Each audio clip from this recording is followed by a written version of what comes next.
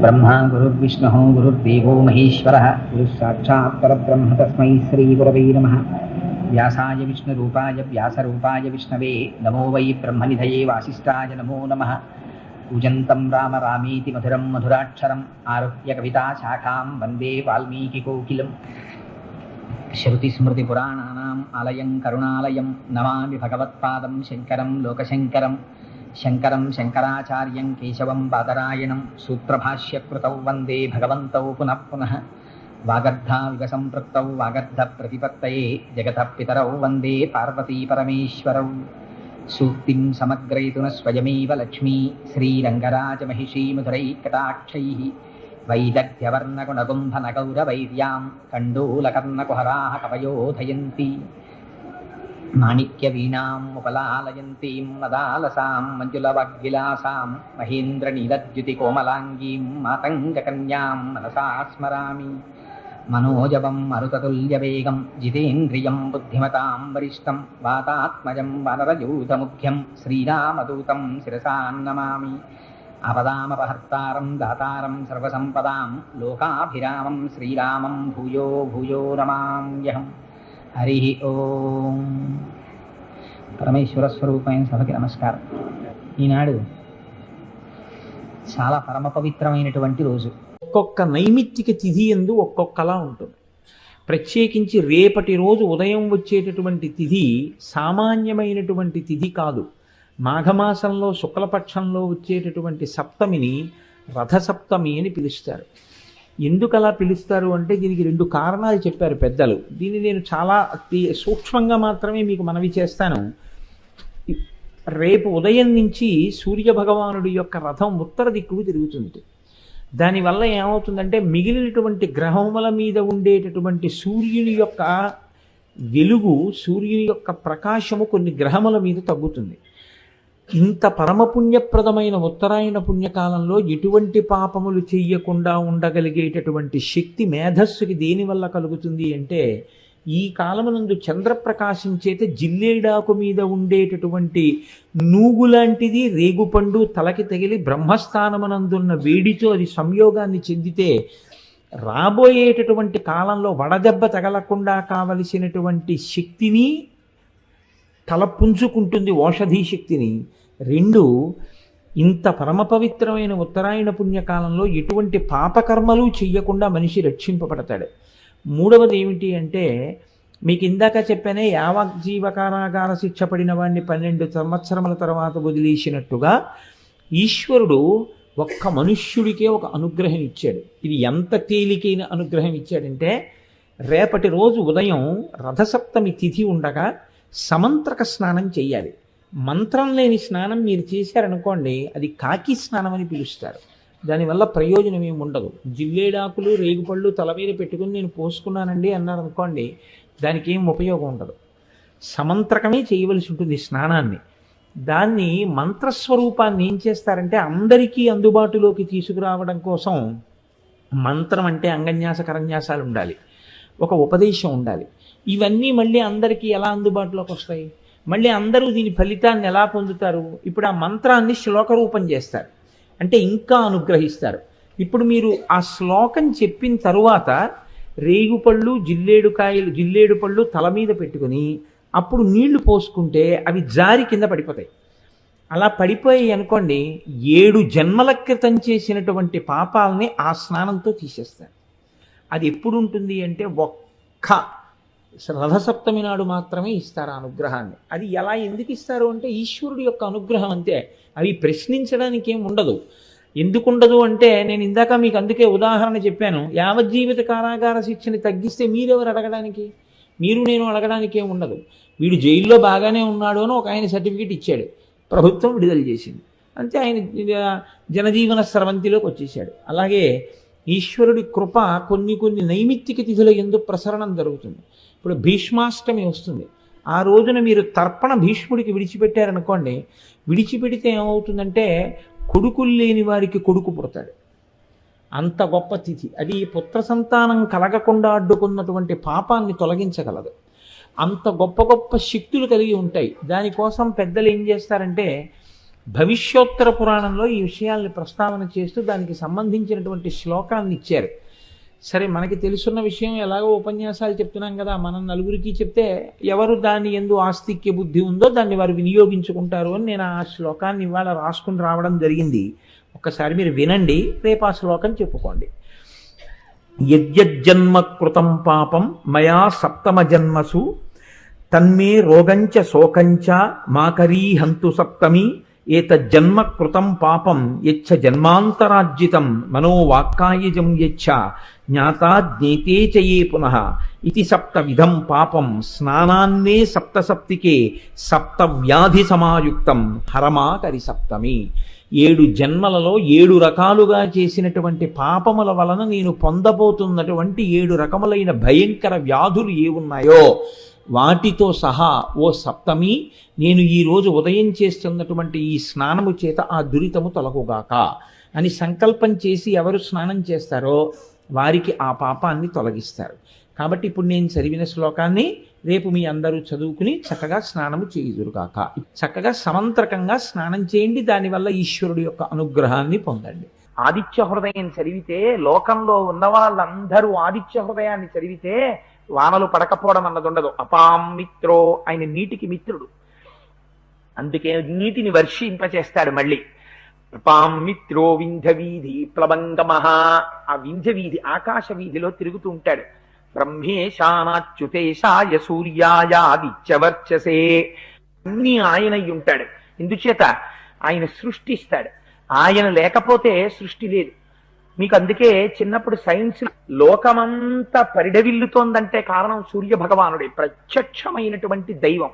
ఆయన కోరేది మాత్రం ఒక్కటే, కృతఘ్నఘ్నాయ దేవాయ జ్యోతిషాం పతయే నమః. ఎవడు కృతఘ్నుడు అంటే, నువ్వు అడిగినా అడగకపోయినా నీకు జీవితాన్ని ఇస్తున్న పరమాత్మ ఉదయిస్తున్నటువంటి సమయంలో నిద్రపోతున్నవాడు కృతఘ్నుడు. వాడు లేచి సూర్యోదయం జరుగుతున్నప్పుడు నమస్కారం చేసి ఉపాసన చెయ్యాలి. ఒంటి మీద యజ్ఞోపవీతం ఉన్న వాళ్ళందరూ సూర్యోదయానికి ముందర సంధ్యావందనం చెయ్యాలి. ఏ కారణం చేతనైనా ఆలస్యమైతే ప్రాయశ్చిత్తంతో అర్ఘ్యం ఇవ్వాలి. అందుకని కృతఘ్నఘ్నాయ దేవాయ జ్యోతిషాం పతయే నమః. ఆయన కృతఘ్నులై పాపులై ఉన్నటువంటి వారిని సంహరించడం కూడా పరమాత్మకి తెలుసు. ఆయన అన్నిటినీ ముట్టుకుంటాడు, కానీ దేని చేత కల్మషం ఆయనకి అంటదు. ఆయన శవం మీద ఆయన కిరణాలు పడతాయి, బురద మీద ఆయన కిరణాలు పడతాయి, శ్మశానంలో ఆయన కిరణాలు పడతాయి, యజ్ఞ వేదిక మీద ఆయన కిరణాలు పడతాయి, బంగారు మేడ మీద ఆయన కిరణాలు పడతాయి, పనికి మాలినటువంటి ఎందుకు పనికి రాకుండా రోడ్డు పక్కన పడిపోయినటువంటి ఒక కుక్క కళేబరం మీద ఆయన కిరణాలు పడతాయి. అన్నిటినీ ఆయన కిరణాలు భాసింపచేస్తాయి. ఆయన మాత్రం దేనితోటి సంగం ఉండదు. ఆయన కిరణములు దేన్ని ముట్టుకున్న ఆయన అపవిత్రుడు కాడు. తనంత తానుగా ఆయన పరబ్రహ్మస్వరూపుడు, జ్యోతిస్వరూపుడు, పరంజ్యోతి. అటువంటి వాడు ఏష బ్రహ్మాచ విష్ణుశ్చ శివ స్కంధ ప్రజాపతి. ఆయనే ప్రజాపతి, ఆయనే సృష్టి చేస్తాడు. సూర్యకిరణాలు లేకపోతే గర్భవతి అయిన స్త్రీ చీకట్లో ఉండిపోయింది అనుకోండి, గర్భంలో ఉండేటటువంటి శిశువుకి ఎదుగుదల ఉండదు. అందుకే మనకి తనంత తానుగా విటమిన్ ఈ ఎక్కడి నుంచి వస్తుంది అంటే సూర్యకిరణాల్లోంచి వస్తుంది. అందుకే నీతి శాస్త్రంలో మాట చెప్తారు, బాలార్క ప్రేత ధూమశ్చ. సూర్యుడు ఉదయిస్తున్న సమయంలో దీర్ఘ ప్రయాణం కాలినడకలో బయలుదేరకూడదు. ఎందుకంటే బాలార్కుడంటే తెల్లవారుజాము నుంచి బయలుదేరినటువంటి సూర్యకిరణాలు మీద పడితే లోపల ఉండేటటువంటి శక్తిని లాగేస్తాయి ఆ కిరణాలు. సాయంకాలం ఉన్నటువంటి సూర్యబింబానికి ఎదురుగుండా నించుని ఆడుకున్నా ఏదైనా చేసినా ఆ కిరణములు మీద పడితే, ఇప్పుడైతే బహుశా విటమిన్ ఈ అంటున్నారేమో దాన్ని, ఆ లోపల తనంత తానుగా ఒక శక్తిని సూర్యకిరణం ప్రవేశపెట్టేస్తుంది. అందుకని ఎక్కడి నుంచి వస్తుంది ఆ విటమిన్ అంటే సూర్యకిరణాల్లోంచి వచ్చేస్తుంది. అంతే, తనంత తానుగా ఆయన లోకమును పోషిస్తాడు. ఆయన స్కందుడు, ఎక్కడో లోకాల్లో ఉన్నవాడు ఇక్కడ ఈ కంటితో మీరు చూసేట్టు కనపడతాడు, అక్కడున్నవాడి కిరణాలు ఇక్కడ పడతాయి. ఆయన ఆతపి మండలి మృత్యు పింగళ సర్వతాపన. ఆయన తపింప చేసేస్తాడు లోకాల్ని. ఆయన సృష్టి చేస్తాడు, అన్నం పెడతాడు, పోషిస్తాడు, లయం చేసేస్తాడు.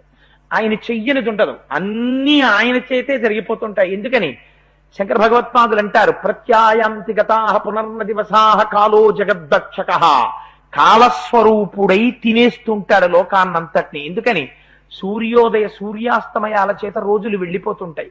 ఎన్ని రోజులు వెళ్ళిపోతుంటే మన ఆయుర్దాయం కూడా అంత తగ్గిపోతుంటుంది.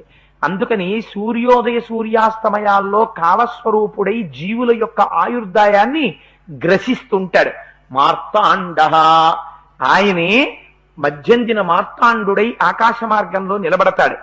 అందుచేత ఆయన చెయ్యనిది ఏమిటి? ఏష బ్రహ్మా చ విష్ణుశ్చ శివ స్కంధ ప్రజాపతి హిరణ్యరేతా దుర్ధర్షో గిరిశో గిరి శంభు అన్నారు ఆయన. శంభు అంటే శం అంటే సుఖమునకు కారణమై ఉంటాడు. శరీరంలో ఆరోగ్యం బాగుంటే కదా ఏ సుఖమైనా అనుభవించడం. అందుకని ఖగ పూషా గభస్తిమాన్, ఆయనే ఖగ, ఆకాశమునందు తిరుగుతూ సుఖమునకు కారణమవుతాడు. మనం ఒక సుఖాన్ని అనుభవించాలి అంటే, ఆ సుఖాన్ని పొందాలి అంటే సూర్యనారాయణమూర్తి యొక్క అనుగ్రహం ఉండాలి. అందుచేత ఇన్ని రకాలుగా ఆయనే సృష్టికర్త, ఆయనే స్థితికర్త, ఆయనే లయకర్త, ఆయనే ప్రళయకర్త, ఆయనే స్కందుడు, ఆయనే హిరణ్య గర్భుడు, ఆయనే ప్రజాపతి, ఆయనే పితృదేవతలు, ఆయనే బ్రహ్మాండం, ఆయనే ఈ విశ్వమంతా ఆయన తప్ప వేరొకటి లేదు, ఉన్నదాయన ఒక్కటే. అందుకని అటువంటి సూర్యుడికి నేను నమస్కరించుచున్నాను. ఆదిత్య హృదయం చాలా విచిత్రమైనటువంటి స్తోత్రం. ఎందుచేత నేను ఈ మాట అంటున్నానంటే, ఆదిత్య హృదయం రామాయణాంతర్గతం.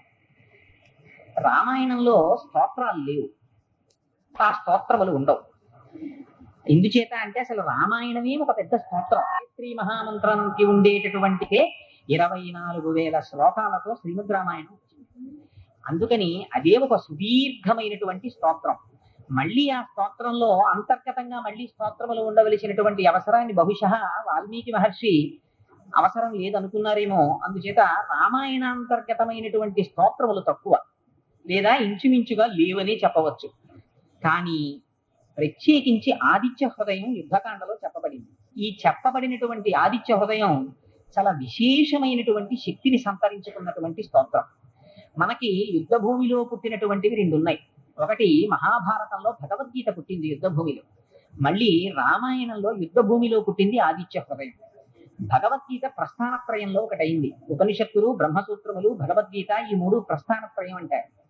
ఆ భగవద్గీతకి వ్యాఖ్యానాన్ని చదువుకుని, భగవద్గీత వ్యాఖ్యానముల చేత జీవితాన్ని ఉద్ధరించుకున్నటువంటి మహానుభావులు ఎందరో ఉన్నారు. అది భగవద్గీత ప్రధానముగా జ్ఞానమును కల్పించేటటువంటి శాస్త్రం. కానీ ఆదిత్య హృదయం కూడా భగవద్గీతలాగే యుద్ధ భూమిలో పుట్టింది. యుద్ధ భూమిలో పుట్టినటువంటి ఆదిత్య హృదయం రామచంద్రమూర్తిని అడ్డుపెట్టి అగస్త్య మహర్షి ఉపదేశం చేశారు. ఆ ఉపదేశం చేయబడినటువంటి ఆదిత్య హృదయం పరమ పవిత్రమై అత్యంత శక్తివంతమైనటువంటి స్తోత్రం.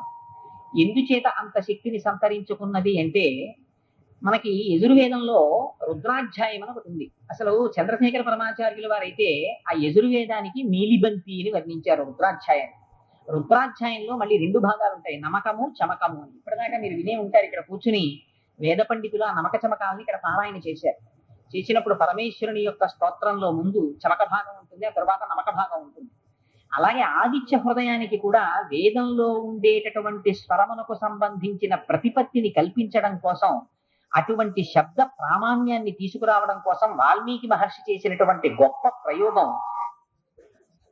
ఉన్నటువంటి ఆదిత్య ఉత్తర భాగంలో కొంత భాగం నమకం కింద నడుస్తుంది. అందుకే నమ పూర్వాయ గిరయే పశ్చిమే గిరయే నమః అని నమకంతో వెళుతుంటుంది. ముందు భాగం చాలా గమ్మత్తుగా వెళుతుంది. ఆ వెళ్ళడంలో కేవలం 31 శ్లోకాలు రాశారు. అది కూడా అనుష్ఠిత్ ఛందస్సులోనే వెళ్ళింది. ఆ 31 శ్లోకాల్లో ఎంత చిత్రం చేశారంటే మహర్షి, మీరు ఎప్పుడైనా కన్యాకుమారి క్షేత్రానికి వెళితే గమనిస్తారు, సూర్యోదయం అవడం ప్రారంభించిన తరువాత మీరు సూర్యోదయం ఎంతసేపట్లో అవుతుంది అని తీక్షణంగా గమనిస్తే ఒక్క 5-6 నిమిషాల్లో పూర్ణమైనటువంటి బింబం పైకి వస్తుంది ఆ అరుణారుణ కాంతులతో. ఆదిత్య హృదయాన్ని కూడా మీరు మనస్సు పెట్టి చదివితే, కేవలం సూర్యోదయానికి ముందు మీరు ప్రారంభం చేస్తే ఖచ్చితంగా సూర్యోదయం అయిపోతుండగా స్తోత్రం అయిపోతుంది. ఎందుకంటే అది 31 శ్లోకాలు. 31 శ్లోకములు కూడా కేవలం ఒక 6-7 నిమిషాల్లో పూర్తయిపోతాయి. అంత చిన్న స్తోత్రం 31 శ్లోకాలతో ఇచ్చారు. మళ్ళీ ఈ 31 శ్లోకాల్లోనూ కూడా విచిత్రం ఏంటంటే, ఇంచుమించుగా 3 శ్లోకములు ఆ ఆదిత్య హృదయానికి సంబంధించినటువంటి పరిచయంగా భావించవచ్చు. రామ రామ మహాబాహో సుగృహ్యం సనాతనం ఏనవత్ అని ఆయన చెప్పినటువంటి మాటల వరకు ఇంచుమించుగా స్తోత్రాన్ని పరిచయం చేసినట్టే ఉంటుంది. అక్కడి నుంచి అసలు సూర్య భగవానుడు అంటే ఎవరు అని కాసేపు వర్ణన చేస్తారు. ఆ తర్వాత అంజలి ఘటిస్తారు. 2 చేతులు ముడిచి స్వామికి నమస్కారం చేస్తూ ప్రార్థన చేస్తారు. అంజలి ఘటించిన తర్వాత ఏం జరిగింది అన్నది చెప్పేస్తారు. అయితే ఇది జరగడంలో ఒక ఆశ్చర్యకరమైన సందర్భం ఉంది. అసలు శ్రీ మహావిష్ణువు రావణాసురుణ్ణి సంహరించడం కోసమే రామావతారంగా వచ్చారు. ఆ రావణంలో ఎంత విచిత్రం అంటే అసలు ఆయనని ఎవ్వరూ వెళ్ళి ప్రార్థన చేయలేదు. స్వామి నువ్వు వచ్చి రావణాసుర సంహారం చేయవలసింది అని ఎవరు అడగలేదు.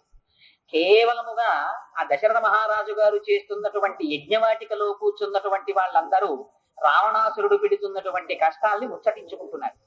ఏతస్మిన్నంతరే విష్ణు రూపయాతో మహాద్యుతి శంఖచక్ర గదాపాణి పీతవాస జగత్పతి అంటారు బాలకాండల వాల్మీకి మహర్షి. ఏతస్మిన్నంతరే విష్ణు అని ఆ మధ్యలో ఆవిర్భవించారు స్వామి. ఆవిర్భవించి శంఖచక్ర గదా పద్మములతో ఆవిర్భవించిన వారై నేను రావణాసురుణ్ణి సంహరించడం కోసం నన్ను నేను 4 మూర్తులుగా వస్తున్నాను అన్నారు. కృతాత్మానం చతుర్విధం అని నేనే రామ లక్ష్మణ భరత శత్రుఘ్నులుగా వస్తున్నాను. హత్వా క్రూరం దురాత్మానం దేవర్షీణాం భయావహం దశవర్ష సహస్రాణి దశవర్ష శతానిచ అని ప్రమాణం చేశారు. 11,000 సంవత్సరములు రాజ్యం చేస్తాను. రామరాజ్యం అంటే ఏమిటో స్థాపిస్తాను. రావణాసుర సంహారం చేస్తాను. దానికోసం ఒక మనుష్యుడిగా నేను అవతరిస్తున్నానని చెప్పి ఆనాడు స్వామి అనుజ్ఞనిచ్చారు. ఆయన ఇచ్చినటువంటి మాట ప్రకారమే రామచంద్రమూర్తి మనుష్యుడిగా పూర్ణమైనటువంటి మనుష్యావతారంగా వచ్చారు. అందుకే 16 గుణములు కలిగినటువంటి పూర్ణమైన నరుడిగానే ప్రవర్తించాడు రాముడు. ఎక్కడా కూడా తన దైవత్వాన్ని ప్రకటించలేదు. అసలు కోన్వస్మిన్ సాంప్రదాయలోకే గుణవాన్ కశ్చ వీర్యవాన్ ధర్మజ్ఞశ్చ కృతజ్ఞశ్చ సత్యవాక్యో దృఢప్రతః చారిత్రేణ చ కోయుక్తః సర్వభూతేషు కోహితః విద్వాన్ కః కస్తమర్థశ్చ కశ్చైక ప్రియదర్శనః ఆత్మవాన్ కో జితక్రోధో ద్యుతిమాన్ కో నరసూయకః కస్య బిభ్యతి దేవాశ్చ జాత రాక్షస్య సంయుగే అని అడిగాడు ఆ రోజున వాల్మీకి మహర్షి నారదుని. ఆ 16 గుణములు ఉన్న నరుడు ఎవరో నాకు చెప్పమన్నాడు. ఆ 16 గుణములు కలిగినటువంటి నరుడు రామచంద్రమూర్తి అని చెప్పారు. అందుచేత అది నరుడిగా వచ్చాడు. ఎందుకని నరవానరుల్ని రావణాసురుడు కోరలేదు కనుక. వరముల జాబితాలో సుగ్రీవో నహిదేవోయం నాసురో నచరాక్షస నదానవో నగంధర్వో నయక్షో నచపన్నగ అని మానుషో రాఘవో రాజన్ సుగ్రీవస్య మహాత్మన అంటారు సుందరకాండలో హనుమ. అందుకని మనుష్యులకి ప్రతినిధిగా రామచంద్రమూర్తి వచ్చారు. వచ్చి ఆ అవతారము యొక్క ప్రయోజనము రావణాసురుడు. అటువంటి రామచంద్రమూర్తి ఆ యుద్ధ భూమిలోకి ప్రవేశించారు. ప్రవేశించి రావణాసురుడితో యుద్ధం జరుగుతోంది. ఆ యుద్ధం సామాన్యమైనటువంటి యుద్ధం కాదు. రామరావణ యుద్ధమునకు పోలిక చెప్పడానికి వీలు లేదు అన్నారు. ఎందుచేతంటే రామరావణ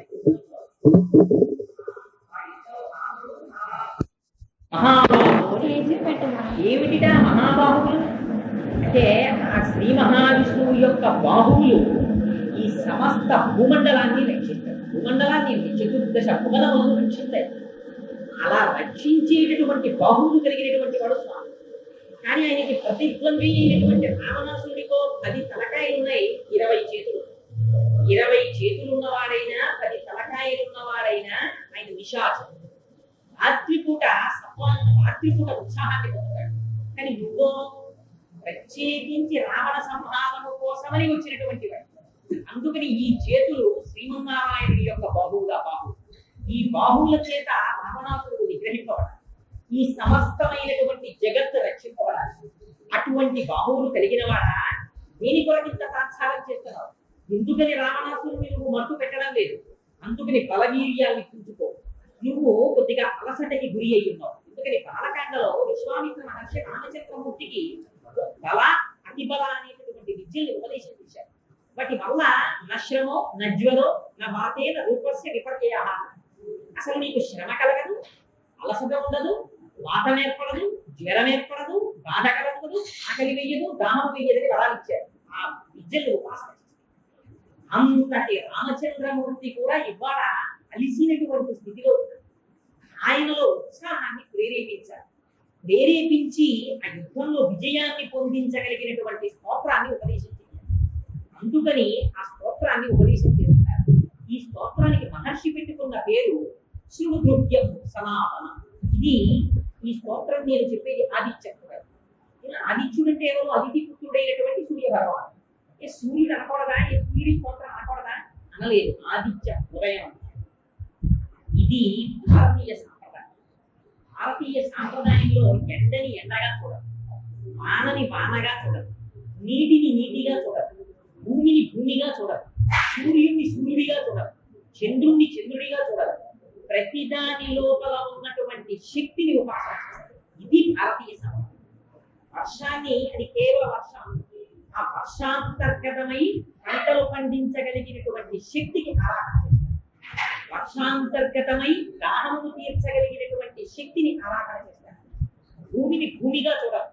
ఈ భూమి పంటలను పండించి ఆకలిని తీర్చగలిగినటువంటి శక్తిగా ఎందులోంచి వచ్చి మనం ఎందులోకి వెళ్ళిపోతున్నామో అటువంటి మార్పులు స్వరూపిణిగా ఆరాధన చేస్తారు. అదే సంప్రదాయాన్ని మహర్షి ఇక్కడ నిరూపిస్తున్నారు. అందుకని దీన్ని ఆదిత్య ఉదయము. అదితి యొక్క కుమారుడైన సూర్య భగవానుని యొక్క ఆ సూర్య మండలాంతర్వర్తి అయినటువంటి నారాయణుణ్ణి ఉపాసన చేస్తున్నారు. అందుకని ఇది కేవలం సూర్యబింబాన్ని ఉపాసన చేయడం కాదు, ఆ సూర్య మండలాంతర్గతమైనటువంటి శక్తి ప్రచోదకుడైన నారాయణుడిని ఉపాసన చేస్తున్నారు. అందుచేత ఈ ఆదిత్య ఉదయం ఎప్పుడు చదివినా పెద్దలు అన్నారు. దీని మీద మళ్ళీ చాలా అనేకమైన వాదనలు వచ్చాయి. అసలు దీన్ని ఎప్పుడు ఉపదేశం చేశాడన్నారు. కొందరు అన్నారు మధ్యాహ్నం అపరాహ్న వేళలో ఉపదేశం చేశాడన్నారు. కొందరు అన్నారు కాదు కాదు ఈ ప్రాతకాలం ఉపదేశం చేశాడు. కొందరు అన్నారు అసలు దీన్ని ఏషా ఏషా ఏషా అన్న మాట వాడారు కాబట్టి శివుడి ఎదురుగా నిలబడి ఆదిత్య ఉదయం చదవాలా అన్నారు. చూపిస్తూ చూపిస్తూ ఏషా ఇది ఇది ఇది అంటూ ఆ బింబాన్ని చూస్తూ చదవాలా అన్నారు. కొందరు అన్నారు సూర్యోదయ సూర్యాస్తమయములలో, సూర్యాస్తమయ సమయంలో ఇంకా ప్రయాణం కానీ సూర్యాస్తమయంలో ఆ కిరణములు కానీ ఒంటి మీద పడడం ఆరోగ్య రీత్యా మంచిది అని నీతి శాస్త్రం కూడా అంగీకరించింది. కానీ బాలార్క ప్రేత భూమశ్చ అని నీతి శాస్త్రం కూడా నిషేధించింది. ఉదయిస్తున్నటువంటి సూర్యుడికి ఎదురుగా నిలబడడం కానీ, ఉదయిస్తున్నటువంటి సూర్యుడి యొక్క కాంతిలో ఎక్కువ దూరం ప్రయాణం చేయడం కానీ శరీరంలో ఉండేటువంటి పటుత్వాన్ని తగ్గించేది. అందుచేత బాలాంకునికి ఎదురుగా నిలబడకూడదు కనుక ఆదిత్య ఉదయాన్ని ఉదయిస్తున్నటువంటి సూర్యుడికి ఎదురు నిలబడి చెయ్యమని చెప్పలేదు. మరి దీన్ని ఎలా చెయ్యాలి అని అడిగితే ఇక్కడ ఉపాసన చెయ్యాలి. ఎలా ఉపాసన చెయ్యాలి అని బంగారు కాంతులతో నిండిపోయినటువంటి పూర్ణముగా అప్పుడే ఉదయించినటువంటి సూర్యమండలాన్ని, ఆ గుండ్రముగా ఉండేటటువంటి సూర్యబింబాన్ని ఇక్కడ ఉపాసన చేయమన్నారు. లోపల ఆ బంగారు కాంతుల్ని దర్శనం చెయ్యాలి. మీకు ఆదిత్య హృదయంలో ఒక గొప్ప రహస్యం, మిగిలిన దేవతా స్వరూపాన్ని మీరు దేన్ని ఉపాసన చెయ్యండి, దానికి ధ్యాన శ్లోకంలో ఉంటుంది మంత్రాన్ని. ఆ ధ్యాన శ్లోకాన్ని మీరు చదవాలి. మీరు ఒక పంచాక్షరి మహామంత్రం అంటే నేను ఉదాహరణ చెప్తున్నాను. పంచాక్షరి ప్రతిరోజు ఉపాసన చేస్తారనుకోండి, ఆ పంచాక్షరి మంత్రాధిష్టాన దేవతని ఒక ధ్యాన శ్లోకంలో వేడుకుంటారు. ఇదిగో నువ్వు ఇలా ఉంటావు అని అడుగుతారు. ఇలా ఒక లలితాకళ భట్టారిక స్వరూపంగా ఉపాసన చేస్తే కరుణాం కరుణా తరంగితాక్షి అని అమ్మ నువ్వు ఈ స్వరూపంతో ఉన్నావు అని ఉపాసన చేస్తారు. ఆ ధ్యాన శ్లోకంలో ఆ కరచరణాదులతో కూడినటువంటి ఆ అమ్మ అనండి, అయ్య అనండి, మీరు ఏ పేరుతో చెప్పినా భగవంతుడికి వర్తించదు. కానీ మీరు ఉపాసన సౌలభ్యం కోసమని మీరు చూస్తున్నటువంటి మూర్తి ఏదైతే ఉందో ఆ మూర్తిని ఒక ధ్యాన శ్లోకంలో చెప్పి ఆ ధ్యాన శ్లోకంలో ఎలా ప్రతిపాదించాలో అటువంటి మూర్తిని ఇక్కడ ఊహిస్తారు. ఊహించి ఆ ఊహ చేత ఏర్పడినటువంటి మూర్తి యొక్క మానవుల దగ్గర మీ మనసును నిలబెట్టే ప్రయత్నం చేస్తారు. కానీ ఆదిత్య హృదయంలో అటువంటి ఇబ్బంది లేదు. ఇందుచేత ఒక్కసారి నిజంగా దర్శనం చేయించి సర్వశిక్షులతో చూడవచ్చు సూర్యనారాయణ. ఇలా ఉంటారు సుమా సూర్యనారాయణుడు అని మీకు మళ్ళీ వేరే వచ్చి చెప్పక్కర్లేదు. ఒక్కసారి ప్రాతకాలంలో నిద్రలేచి ఆ సూర్యమండలంలో భగవానుడు ఆవిర్భవిస్తుంటే ఎర్రటి కాంతులు మొట్టమొదట ఎలా వస్తాయో, ఆ ఎర్రటి కాంతులలోంచి ఆ సూర్యలింగం ఎలా వహిస్తుందో అసలు కన్యాకుమారిలో చూడాలి. దాని అందమంతా సముద్రంలోంచి బయటకొస్తున్నట్టు కాబట్టి ఆ మూర్తిని చూస్తే పసుపచ్చటి కాంతులతో పువ్వు పైకొస్తున్నట్టు. ఇది ఈ మధ్యకాలంలో నేను ఒక వేసవిలో చూసి ఆశ్చర్యపోయాను. మానస సరోవరాన్ని రామకృష్ణ మిషన్ వాడు వీడియోగ్రాఫ్ చేశారు.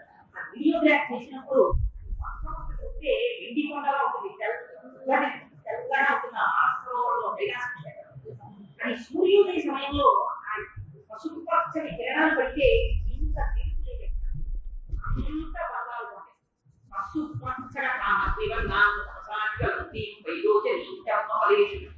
అన్నట్టుగా ఆడిచ్చిన బంగారు ముద్ద ఎలా ఉంటుందో అలా మెరిసిపోతుంది బంగారు.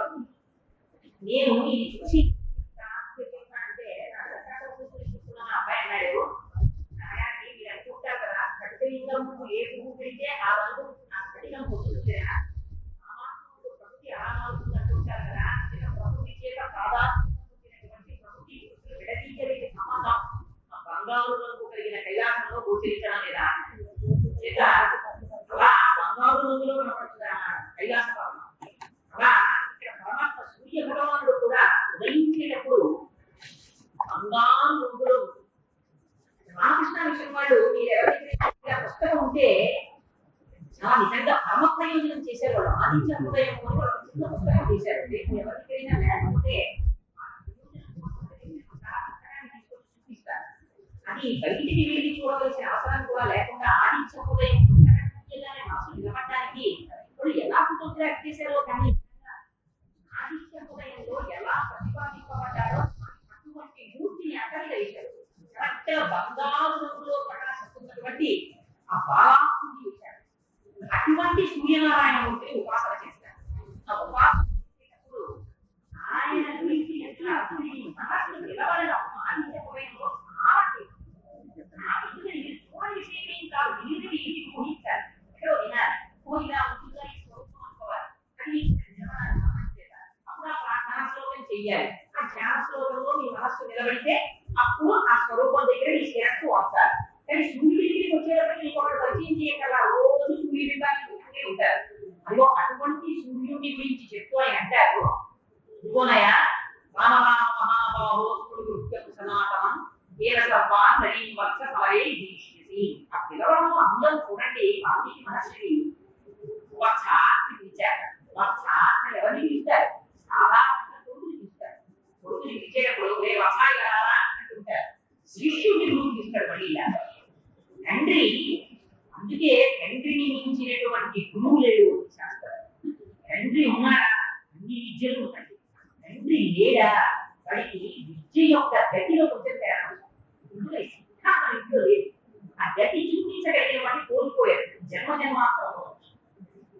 అందుచేత తండ్రి కొడుకుని పిలిచినంత వాత్సల్యంతో మామా చా అని పిలిచాక పిలవడంలో ఒకసారిగా అడిగి చూడండి. మహాబాహు వచ్చి రావాల్సింది నిగ్రహించగలి. ఈ బాహువు సామాన్యమైన బాహువుగా బాహువులు దానితో భోజనం పద్ధతి ప్రభుత్వం నిలబడి ఇంతసేపు ఇస్తావా నీచమా ప్రభు నీకు ఇంత శిక్షించలేకపోయి శివృత్యం సనాతనం ఏల సర్వాన్ని పక్ష సమరే జీవించేసి అప్పుడు ఏం కావాలో చెప్పాలి.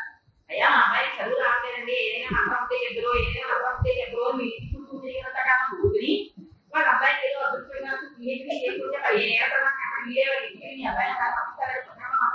చెప్తానంటే అసలు అప్పటికి ఏది ప్రయోజనం అని ముందు చెప్పాలి. అందుకని ఆశపోయే అది కాదు అని ఆ కృషి మోపుకున్న అందం అటువంటిది. పరమ ప్రయోజనం ముందు ఇస్తారు. అందుకని సమయం తీసేసి ఇదిగో ఈ స్తోత్రాన్ని నేను స్తోత్రాన్ని ఒక్కసారి మనస్సులో 3 మార్లు చేసి చేసేవా అంటే ఒక్కడ వస్తుందా అంటే బూది తప్పినది.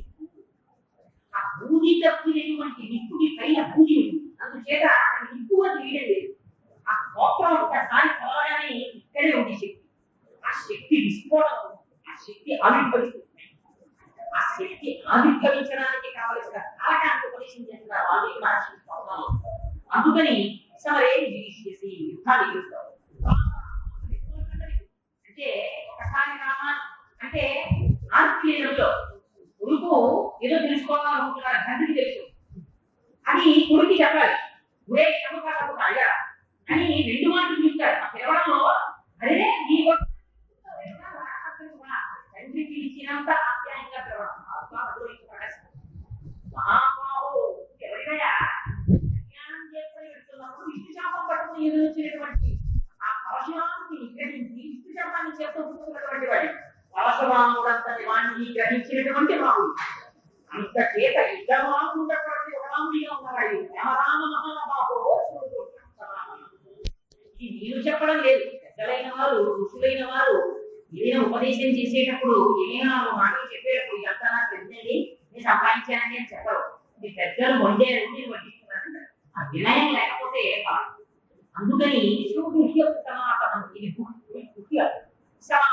ఎప్పటి నుంచో ఉన్నది శాస్త్రం. దీనిని వాళ్ళు ఉపదేశం చేస్తున్నారు. జాగ్రత్తగా ఆదిత్య ఉదయం పుణ్యం సర్వశక్తి వినాశనం జయావనం జపే నిత్యం అక్షయం పరమం శివం. తరువాత వివిధ ప్రయోజనాలు ఇస్తున్నారు. ఇది ఆదిత్య ఉదయం. ఆ సూర్యమండలాంతర్వర్తి శ్రీమన్నారాయణ ఉపాసన ఇస్తున్నారు.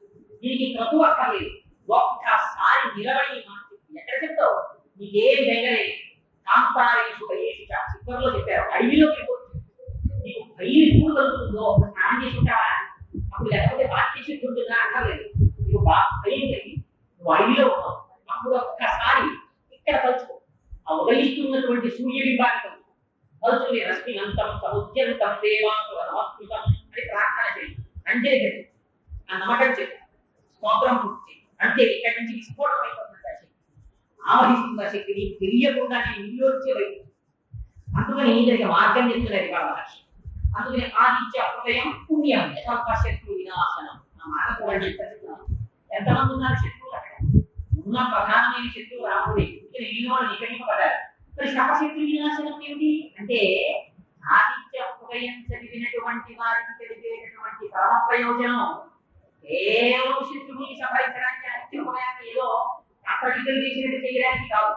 అని దీని కొరకు సర్వశత్రు వినాశనం అంటే అసలు శత్రువుని కనుక వాళ్ళని నిగ్రహించాలి. కామ క్రోధ లోభ వ్యాధి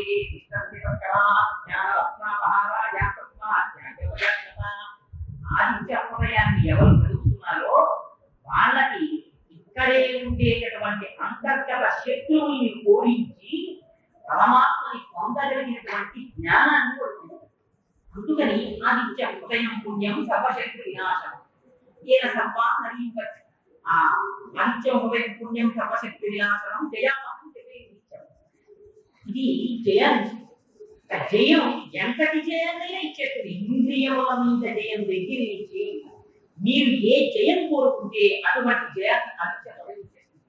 అందుకని ఇది జపే నిత్యం. ప్రతిరోజు ఎవరు దీన్ని చదువుతున్నారో అటువంటి వాళ్ళకి అసలు ఇంకా ఏ విషయంలోనూ లేదు. ఎందుకని అక్షయం పరమం శివం. శివం అంటే పరమ మంగళప్రదం, పరమ సుఖప్రదం. మీరు ఏ సుఖాన్ని కోరుకుంటున్నారో, ఏ శాంతిని కోరుకుంటున్నారో, ఏ మంగళాన్ని కోరుకుంటున్నారో దాన్ని తెచ్చి మీ ముంగిట నిలబెట్టగలిగినటువంటి స్తోత్రం. అది అటువంటి స్తోత్రాన్ని నీకు ఉపదేశం చేస్తున్నారు. ఆ స్తోత్రాన్ని నువ్వు ఒక్కసారి జాగ్రత్తగా విని 3 మార్లు చెప్పవలసింది అని ఇంకా ఇక్కడ నుంచి దీన్ని ఇంకొక శ్లోకంలో కూడా నేను ఫలితాన్ని చెప్తాను. సర్వమంగళమాంగళ్యం సర్వపాప ప్రణాశనం చింతా శోక ప్రశమనం ఆయుర్భక్త ఉత్తమం. ఈ శ్లోకాలు బాగుంటుంది. సర్వమంగళమాంగళ్యం సర్వపాప ప్రణాశనం. ఇది సమస్త మంగళములు మంగళములు ఇవ్వడానికి ఏం చేస్తుంది? పాపములను ప్రతిఘటిస్తుంది, పాపములను నాశనం చేస్తుంది. ఏంటి రెండింటికి సంబంధం? అసలు మంగళంలో మంగళం మీకు ఆ శ్లోకాల యొక్క అర్థం ఇక నిలబడిపోయింది అనుకోండి. నిజంగా అందులో 108 నామాలు రహస్యంగా ఉన్నాయి. నిజంగా 2 రోజులు 108 నామాలు అవుతాయా? ఇంట్రడక్టరీ శ్లోకంలో గలవాడితేనే 3 శ్లోకాలు అవుతాయి. 108 శ్లోకాలు అయిపోతాయా?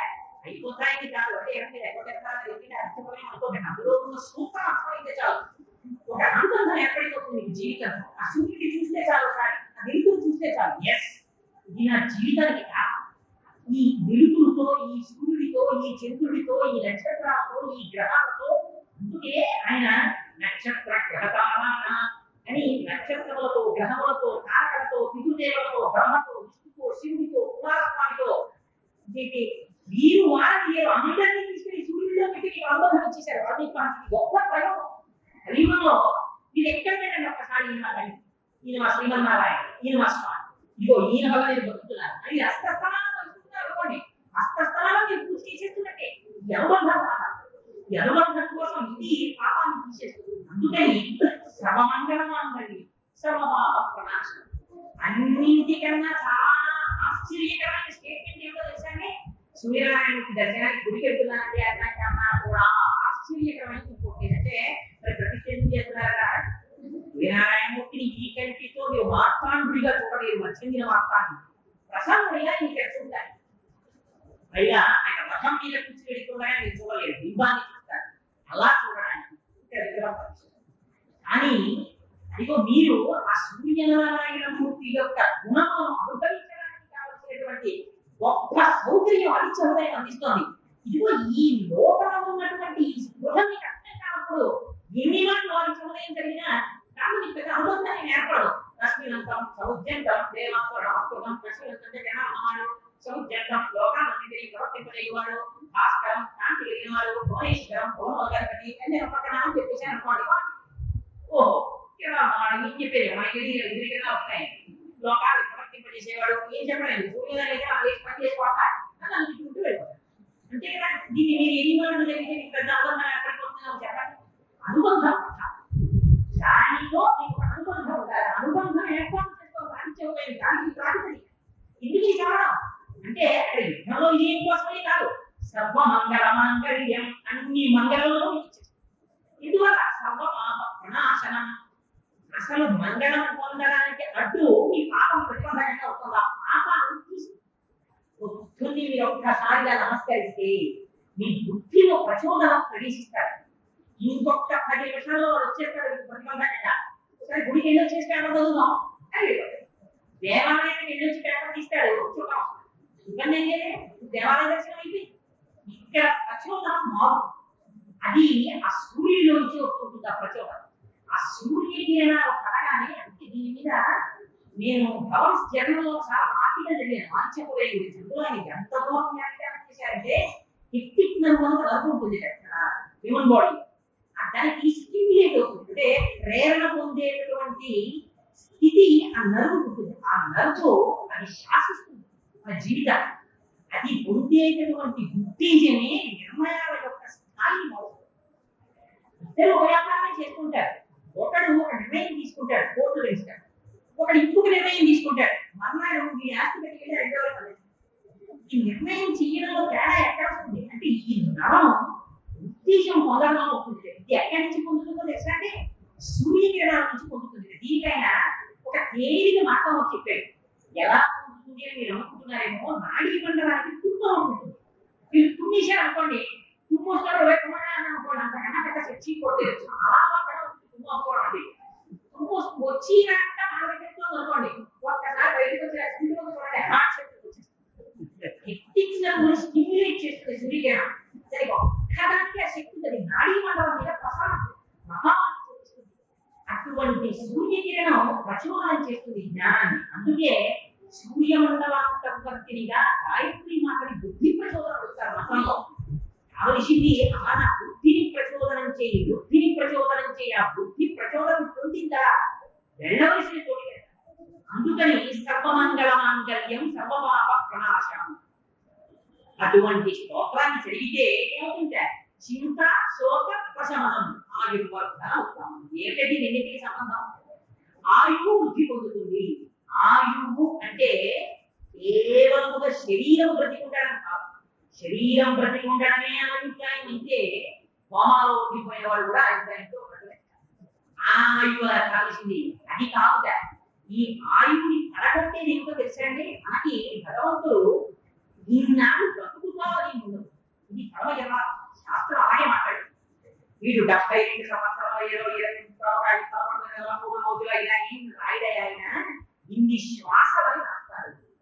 ఈ శ్వాసలే లెక్క. అందుకే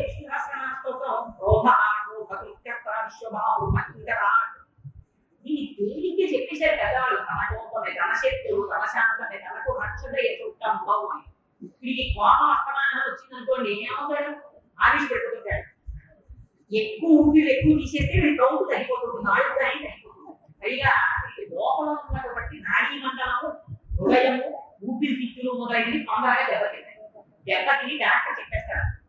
అలా ఇంటి ఆవేశపడితే ఇంకా నువ్వన్నది ఉండదు అన్నమాట. ఇంకా అప్పటి నుంచి ఆయన చెప్పకంటే ఆవేశపడే ఉంటే అప్పటి నుంచి కూడా శాంతం అలవాటు చేసుకోవడం ఉంటాడు. ఎందుకు వచ్చిన శాంతం? పుట్టకమైన శాంతం, వీడిపోతున్న శాంతం. మొదటి నుంచి ఈ శాంతం ఉంటే చాలా బాగుంది. ఇది నేర్పుతుంది కదా ఆదిత్య హృదయం. ఎలా నేర్పుతుంది? చింత శోక ప్రశమనం. చింతని శోకాన్ని పోగొట్టేస్తుంది. ఏమిటండి రెండు అంటే శోకం వలన కొంత చచ్చిపోతాడు. అసలు చచ్చిపోయిన తర్వాత చిట్టి మీద పెట్టి ఒకసారి కాలిపోతాడు. ఎక్కడ వాడి వాడు అంత దేహం ఉన్నంతసేపే కదండి. దేహ సంబంధీకులు అందరి పోతే అనుభవాలు ఉంటాయి. దేహం విడిపోయింది అనుకోండి, దేహాన్ని పెట్టేసి ఎప్పుడు చిట్టి మీద పెట్టి ఆ శరీరం వెళ్ళిపోతుంది, అదృశ్యం అయిపోతుంది. అక్కడ ముందు ఫోటోలు ఉంటాయంటే కొత్తగా ఎవరైనా కలిపెట్టిలో ఉంటుంది, లేకపోతే ఏ రోజు అనుకోండి. అందుకే దేహం పోతే దేహ సంబంధం కూడా పోతుంది. కానీ ఆ చిటి మీద పెడితే దేహం పోతుంది. చింత దేహాన్ని ప్రతి క్షణం చంపేస్తుంది. ఏంటి చింత? వీడికి అక్కడ లేని అన్ని విషయాలు ఇక్కడే ఒక్కడ ఉంటాడు చూడండి. వాడిని కూర్చోబెట్టి మీరు నాన్ స్టాప్ గా రామాయణం అంతా చెప్పేసి, అయ్యా అబ్బాయి ఏంటి మీకు సుఖంగా ఉందా ప్రాణం అంటే, ఎందుకుండదు బాబు, మా అబ్బాయి నన్ను పంపించారా రామాయణం వినమని. కానీ మా వాడు మొదటి నుంచి కూర్చోడలేదు. మా వాళ్ళే తిరిగి లేకపోతే వాడిని ఇంత రామాయణం జరుగుతుంది. మీరు ఎంత ప్రయత్నపూర్వకంగా తీసుకురండి, వెళ్ళి వచ్చేదో చింత చంపేస్తుంది. అక్కడ లేని ప్రతిదానికి చింతే వాడికి. అంటే శంకరాచార్యులు వారు ధర్మోత్సవంలో ఇలాంటి వాళ్ళని మూఢ కృష్ణ కృష్ణ ఎల్లభసే నిజకర్మో పాత్రం నిత్తం తేన వినోదయిచితం యావత్తితో వర్జన చక్రస్థానం నిజ పరివారో వస్త పశ్చాత్ జీవతి జర్జరదేహే పాపాపోన చింతే. ఏంటై చింత? ఎందుకు వచ్చిందిరా?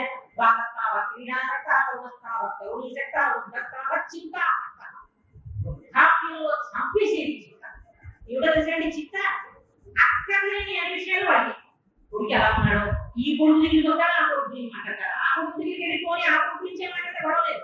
ఆ కోడల దగ్గరికి ఈ కోడలు చెప్పబడ్డాం, ఈ కోడల గురించి ఆ కోడలు చెప్పబడ్డాం.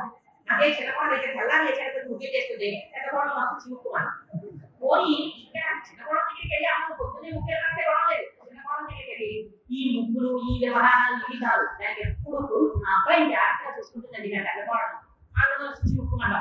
ఈ రెండు చివుకులతో ఇవి తృప్తి పొందారు. మనసాన్ని పడ్డాక వీళ్ళిద్దరు కలిసి అప్పుడు ఎందుకు వచ్చిన చింత? ఈ చింత శోక ప్రశమనం.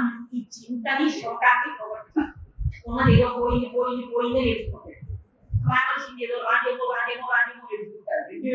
ఈ చింత శోకం ఈ రెండింటిని పోగొట్టుకుంటారు.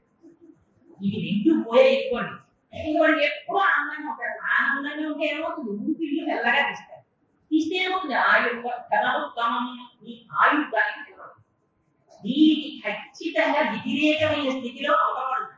వాడిని రక్షించడానికి సాధి పక్కకి తీసుకెళ్ళాడు. నువ్వు ఎందుకు తీసుకెళ్ళావు? నేను యుద్ధం చేయలేదా? నేను చేత కాదా? నేను ఎందుకు తెచ్చావు? వాడిని చావు తప్పించడానికి తీసుకొచ్చినా చావు చెప్తుంది రావాలి. ఈయన అతను కూడా లేదు. ఈయన అసలు ఈయన చింతించాలి, కార్య కడవాడి దగ్గర ఉండిపోయింది. కానీ ఈయన తేజోమూర్తిగా నిలబడి ఉన్నారు. ఈయన ఆత్మత నిరిగి దానం చేస్తారు మహర్షి. అందుకనే రాముడికి చెప్పారు చెప్పబోయారు చింతా శోక ప్రశమనం ఆయుర్వత్తమం. అటువంటి ఆదిత్య హృదయాన్ని నీకు ఉపదేశం చేస్తున్నాను. అని ఇంకా అక్కడి నుంచి సూర్యనారాయణమూర్తి యొక్క గుణంలో వర్ణన చేయడం మొదలుపెట్టారు. అసలు మీకు అనుబంధం ఒకటి ఏర్పడాలి కదండి. ఆదిత్య హృదయం అంతా రోజు చదివేస్తామండి, నిజమే మంచిదే. శబ్ద ప్రమాణం వేదంలో ఉండేటటువంటి శృతి యొక్క ప్రమాణాన్ని తీసుకురావడం కోసమే నమక చమక స్థితిని తీసుకొచ్చారు. అందులో గొప్పది శబ్దం చేయడం ఒక శక్తిని ఇస్తుంది. కానీ ఆ సూర్యుడికి మీకు ఏమి అనుబంధం? ఇది తెలిసి ఉంటే కదా మీకు దాంట్లో మానసికమైనటువంటి అనుబంధం ఏర్పడుతుంది. అందుకని ముందు ఇంటర్వ్యూ చేస్తున్నారు తీసుకొచ్చి. ఈయన ఎవరికి కూడా తెలియదు. ఈయన కూడా మీ వాళ్ళే సాగించి వాళ్ళకే ఎక్కడ సాగండి అని ఒకసారి ఓహో పెద్దలైన కుటుంబంగా అని మా అమ్మాయి అంటే పోలేదు కానీ ఎక్కడ కలిసింది? ఒకసారి ఇంట్రడక్షన్ లో కలిసింది. అందుకని ఇప్పుడు మహర్షి చేస్తున్నటువంటి గొప్ప ప్రయోగం సూర్యనారాయణమూర్తిని తీసుకొచ్చి రామచంద్రమూర్తికి ఆయన గుణములకు అనుసంధానం చేస్తున్నారు. ఎలా? రశ్మినంతం సముద్యంతం దేవాసురం అని మొట్టమొదటి సూర్యుని యొక్క గుణములతో ప్రారంభం చేశారు. ఇది రశ్మిమంతుడయ్యా. నేను ఇలా ఒక్కొక్క శ్లోకం చెప్తూ చెప్పాలనుకోండి, చాలా ఒక 2 రోజుల్లో ఆదిత్య హృదయం పూర్తి చేసేది కాకుండా. అందుకని ఏం చేస్తానంటే దీనికి ప్రయోజనం అందాలి కనుక దీంట్లో నిక్షిప్తమైనటువంటి పరమ రహస్యాన్ని అందించడానికి ప్రయత్నం చేస్తాను. అది మీకు కొంత ఉపయోగం ఉంటుంది. దానివల్ల చెప్పినందుకు 4 మాటలు భగవంతుడు పలికించినందుకు అది అసార్థకత ఏర్పడుతుంది, అది అసంపూర్తిగా అవడం. అందుకని ఇక్కడ అంటే రశ్మిమంతం అని మొదలెట్టారు. ఈ ఇంకొక నామంలో మొదలు పెట్టకుండా సూర్యుడిని పరిచయం చేసేటప్పుడు ఆయన రశ్మిమంతుడు అని మొదలెట్టారు. రశ్మిమంతుడు అంటే కిరణములు కలిగినటువంటి వాడు అని అర్థం. ఈ కిరణము కలిగి ఉండడం అనేటటువంటిది మీరు ప్రత్యక్షంగా ఈ కంటితో చూడడానికి అనువైన రీతిలో సూర్య భగవానుడికి చెప్తారు కిరణాలు. ఎందుకంటే మీరు ఎంత పలుకులు పూసుకుని ఇంట్లో కూర్చోండి, ఏదో ఒక సందర్భంలోంచి సూర్యకిరణం వచ్చేసి మీకు ఆ కిరణం కావాలి. కిరణాంతర్గతమైనటువంటి భాష అంటే అందులో ఉన్నటువంటి కాంతి మీకు కావాలి. ఈ కాంతి ఏదో తెలిసాక కదా, ఇది ఈ సూర్యరశ్మి కళనే అనుకోండి, ఏమవుతుంది? ఈ రశ్మి మంతం అండంలో మహోపకారాన్ని చెప్తున్నారు. సూర్యుడు ఉదయిస్తాడు, సూర్యుడు అస్తమిస్తాడని మనం చెప్తాం. అసలు ఇది అవమానం. సూర్యుడు ఉదయించడు, సూర్యుడు అస్తమించడు. సూర్యోదయ సూర్యాస్తమయాలనేటటువంటి భూమి ఆపాదించు. భూమి సూర్యుడి చుట్టూ తిరుగుతూ తన చుట్టూ తాను తిరుగుతుంది. తిరిగినప్పుడు సూర్యుడు ఎదురుగుండా వచ్చిన ప్రాంతానికి కళ ఉంటుంది, సూర్యుడిని ఎదురుగుండా లేని ప్రాంతాల్లో చీకటి. సూర్యుడు ఎదురుగుండా వచ్చింది అనుకోండి, ఏమవుతుంది? నేను చీకటి వెళ్ళిపోయి లైట్ అన్ని తీసేసిన తర్వాత ఆ స్తంభాన్ని ఎదురుగుండా వెళ్ళిపోయి అనుకోండి, చీకటి ఏం చేస్తుంది? స్తంభం రుద్దుకుంటాను, తల బొప్పి కడుతుంది.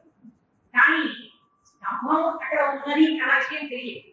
ఇది సూర్యుడు వచ్చాడు అనుకోండి తర్వాత, ఇంకా మళ్ళీ చీకట్లు వేరే సూర్యుడు వచ్చాడు కాబట్టి నేను వెళ్ళిపోతున్నాను, నాకు నాకు శంకరాన్ని ఒక కాఫీ ఇచ్చేయని మాట. సూర్యుడు రావడమే చీకటి, వెళ్ళిపోవడం అంతే. సూర్యుడు లేకపోవడమే చీకటి. దీన్ని మీరు చాలా జాగ్రత్తగా అర్థం చేసుకోవాలి. సూర్యుడు వచ్చాక చీకట్లు వెళ్ళిపోవడం కాదు, సూర్యుడు లేకపోవడమే చీకటి. సూర్యుడు ఉండడమే తెలుసు అంతే. అంతేకాని సూర్యుడు వచ్చాడు చీకటి వెళ్ళే అసలు అలా ఉండదు. సూర్యుడు ఉన్నాడు అంటే చీకటి పోయిందే గుర్తు, చీకటి ఉన్నది అంటే సూర్యుడు లేదు గుర్తు, జ్ఞానం ఉన్నది అంటే అజ్ఞానం లేదు గుర్తు, అజ్ఞానం ఉన్నది అంటే జనంలో పడలేదు గుర్తు. సూర్యుడు ఉన్నాడు అని ఎక్కడో మీకు చూపిస్తాడు. ఎలా?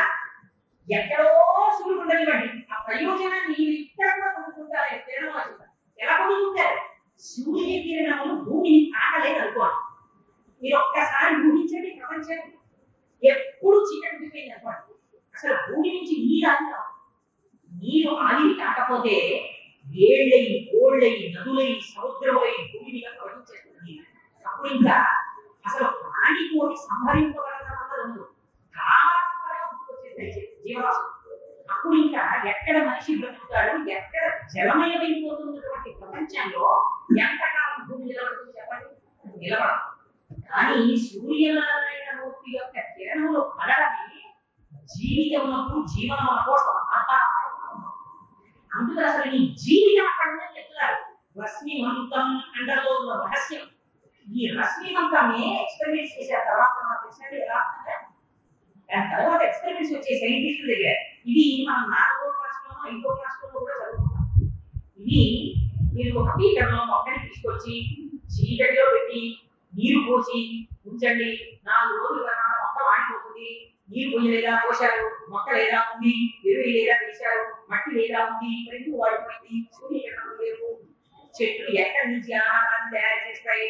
సతత హరిత కిరణజన్య సంయోగ క్రియ అనేటువంటి పద్ధతి ద్వారా పంట వండుకుని ఆకులలో నిక్షేపించుకుంటాయి ఆహారాన్ని. అదే మనం తెచ్చుకుని వండుకుని తింటున్నాం. కాబట్టి మీకు కావలసిన ఆహారం అంతా ఎక్కడి నుంచి తయారవుతుంది? ఈ చెట్లు పెరుగుతున్నాయన్నా, జంతువులు పెరుగుతున్నాయన్నా, జలం ఉమ్మడి అధికమైపోకుండా పీల్చబడుతోందన్నా, కావలసిన సమయంలో మళ్ళీ వర్షింపబడుతోందన్నా, వీటన్నిటినీ కావాలి సూర్య భగవాన్. ఆ కిరణముల ద్వారా ఇవన్నీ చేసేస్తాడు. ఒక కిరణం కాదు, ఎన్ని కిరణాలు. మళ్ళీ భగవంతుడు ఎంత పక్షపాతం లేకుండా ఉంటాడో సూర్య కిరణం కూడా అంత పక్షపాతం లేకుండా ఉంటాడు.